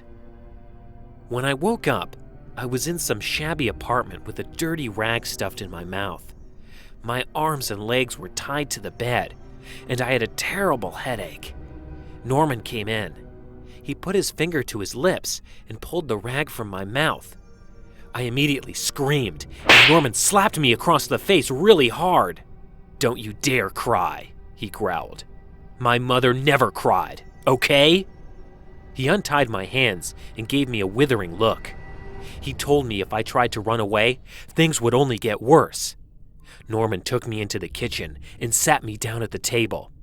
He put a plate of food in front of me and told me to eat. All this time, he did not take his eyes off me for a second, so I just did as I was told. When I looked into Norman's eyes, I could see he was a complete psycho. How could I have not seen this in him before? He smiled at me as if everything was normal. "How are things at work, Mommy?" he asked. I had no other choice but to play along with him. "All good," I replied. "So, we'll go on holiday together next week?" "Of course," I mumbled. "Oh, by the way, someone told me you have a new man in your life, Mommy." "That's not true, is it? You wouldn't do that to me, would you, Mommy?" I saw how angrily he was staring at me. "No," I replied. "Well, I knew it wasn't true," he grinned. "We don't need anybody else. We're happy together, just me and you." After I finished eating, he took me into the bedroom and forced me onto the bed. He tied my hands, put a gag in my mouth, and left. This is how my nightmare began. Sometimes Norman remained with me for a long time, telling me how things were going in college. He always called me Mom or Mommy. I went along with it because I was afraid of what he might do if I resisted. If I made one mistake, he would beat me terribly. I was stuck in that dingy apartment for 6 whole days. My room was always locked, and there was no clock, so I had to guess what time it was. Norman would come and go. I don't know where he got the money, but he always brought me food and sweets. He said, "I love my mother, and I want to make her happy. A boy's best friend is his mother." I knew this couldn't go on. My parents and my friends were probably worried sick. I wondered if they had contacted the police already. I wonder if anyone was looking for me. One time, I tried to reason with him. I tried to explain that I was not his mother, and he needed to let me go. But he beat me again like crazy. On the 6th day, Norman woke me as usual and told me he was going out to buy us breakfast. I heard the front door close, and I started trying to free myself. I felt that I could move my right hand a little. The ropes were not very tight. It took about 20 minutes, but I managed to work it free. I quickly untied myself and rushed to the door, but of course, it was firmly locked. I looked out the window. I was on the 5th floor. I grabbed a chair and threw it at the window. With a loud crash, the glass broke, and the chair landed on the pavement outside, almost hitting some passerby. Leaning out the window, I screamed at the top of my lungs, "Help me! He's going to kill me! Help! He's a psycho!" And then I saw him. Norman was standing in the street with a bag in his hand, glaring up at me. By the look in his eyes, I knew the only thing he wanted now was to kill me. People were gathering under the window, so my crazy boyfriend just turned and ran off. 10 minutes later, a police car arrived. The officers broke down the door and rescued me. I will never forget the look in my parents' eyes when they took me home. I spent the rest of the night weeping uncontrollably. It turned out that the police were already looking for Norman. He was on the run from the authorities long before he met me. He was wanted for a double murder. His name wasn't even Norman. It was Ed, and he was actually 30 years old. He had a history of mental illness and had been in and out of insane asylums for most of his life. 2 years before, he had been living with his mother. He was completely obsessed with her. His mother was dating a man, and she brought him home with her one night. When Norman caught them together, he flew into a violent rage. He beat both of them to death with a hammer, and then just disappeared. I hope the police will find him soon, because until they do, I am too scared to leave my house. If you want my advice, be careful who you date. It was my 18th birthday. I officially became a young adult with no more being grounded or forced to listen to my parents. I was a free bird in the sky of possibility, and exceptionally, with my slender yet athletic body from years and years of being tortured in the public gyms, I would be able to attract some male praise on the way. My parents opened quite a huge party on my birthday, somewhat unusual. I was fairly sure it was a farewell party rather than an event to celebrate my birthday. Clearly, they wanted to get rid of me more than anything else. A typical farewell party, I figured. Few days after my birthday, I asked my parents to help me move. I was prior accepted to the College of Motion Picture Arts at Florida State University thanks to my disturbing horror imagination. The fact that my parents were willing to rent an entire moving van for me without asking for anything else in return was a benefit from owning such peculiar thoughts in my mind. Anyways, I got to Tallahassee in Florida, the state of sunshine, short of any problems. Though, when I arrived, it was more like the state of moonrise since it was nightfall. I looked for my new apartment. Unfortunately, my moving van was still polluting the air somewhere on the highways, so I was stuck with the emptiness in my new apartment. I had to fight back exhaustion to drag myself to a nearby convenience store for some essential basics. When finished buying what I needed, not what I wanted, I realized I didn't have my wallet with me. My first suspicion was that it got mixed in with my junk in the van. Luckily, a stranger was able to cover for me. Only one word to describe him: handsome, like a movie star. He also offered me a ride home, although I was smart enough to refuse, even though that's what I wanted. I knew I was going to entice a lot of guys, but I didn't assume it would be this fast. I gave him my number to pay him back later. I didn't get a chance to introduce myself because it was really late and the fatigue demon inside me was making its way to retrieve the throne. Nevertheless, I got into my own car and drove home to call it a night. An annoying loud din of a door being slammed woke me up the next morning. I burst into motion to go out to check, thinking it was the moving van. turned out, it was the moving van. However, it was moving my stuff out and leaving instead of moving my stuff into my residence. I started to understand that my strange behaviors were only half the reason that led to my parents' kindness. Back to reality, I was stuck delivering these physical burdens. Coincidentally, the handsome stranger from the other night was jogging nearby. He noticed my struggle, or in another term, spotted an opportunity to ask me out. Immediately, he proposed assistance. Believe it or not, we went out for dinner that night. It was fun. Time went by, I found him very thoughtful, kind, and moreover, he was the only person who didn't freak out by my weird, horrific sense of humor and horrifying stories. We ended up dating for the next few months. Everything was genuinely nice since then. I was doing well with my program at school and enjoying some wonderful time with my new boyfriend afterwards. We usually spent time at each other's places to watch movies on the weekends and, of course, went out for meals constantly because none of us were energetic enough to cook. I actually knew almost every corner of his house, except for one room which was always locked. He said it was his collection room, but never opened his mouth about what kind of collection room. I didn't bother asking much despite my enormous curiosity. It wasn't too long before things slowly grew stranger. I started to discover weird objects in his house. First, it was a decent amount of sharp tools like knives and scissors. Then I saw scalpel blades, ear openers, more than 2, scattered around his house. Later, the appearance of a flesher in the middle of his house truly struck my sense of normality. Still, I managed to cast them aside from our relationship. On a particular day, we went out for dinner. Naturally, he would take me right to our favorite restaurant, but this time we stopped at a local craft store. "I gotta pick something up," he said. "It'll be fast," he continued.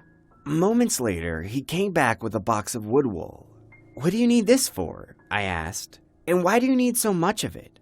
I stretched out my wondering. "I want to extend my collection," he responded. His broad answer somehow settled my interest. Finally, we arrived at the restaurant and started having our feast. During the meal, he emotionally reached out for my hands. "I love you," he expressed. "I love you too," I responded to his warming thought. "I want to show you something really special tonight," he indicated. I smiled with excitement, assuming it was going to be a gift or a splendid surprise. After dinner, we went to his house. We marched to the house but didn't stop once we got in. He proceeded to lead me down the hallway. "You ready?" he spoke as we ceased in front of his collection room. He opened the door to his secretive lair as well as to my curiosity. "Welcome to my collection." A room filled with animals, a dog, a cat, a snake, etc. All were statues, I assumed. "Wow," I strangely expressed. I know to other people it would be quite terrifying, but not me, as I already owned a peculiar brain. Even so, it was still a little disturbing. "Where did you get all of these? They look so lifelike," I said. I started going for a tour around the room. "Alive?" "Yeah, alive, as in breathing and moving, like me and you," he calmly explained. I still remember how old Maximus used to jump on me whenever I got home from school. And how can I forget lazy Larry always lying down and acting cute to ask for food? He dug up the history of his dog and cat. At this point, his words started to lessen my steps and raised my caution around the room. "Oh, sorry to hear that. How did they die? Were there accidents?" I asked. "There were no accidents. I killed them myself," he announced. I was stopped by revelation in front of an empty stand. I just love them so much that I couldn't bear to let death take them away from me, so I killed them, stuffed them so they could always be with me. I could hear the sharpness of the knife he was picking up behind me. "I was saving that for you!"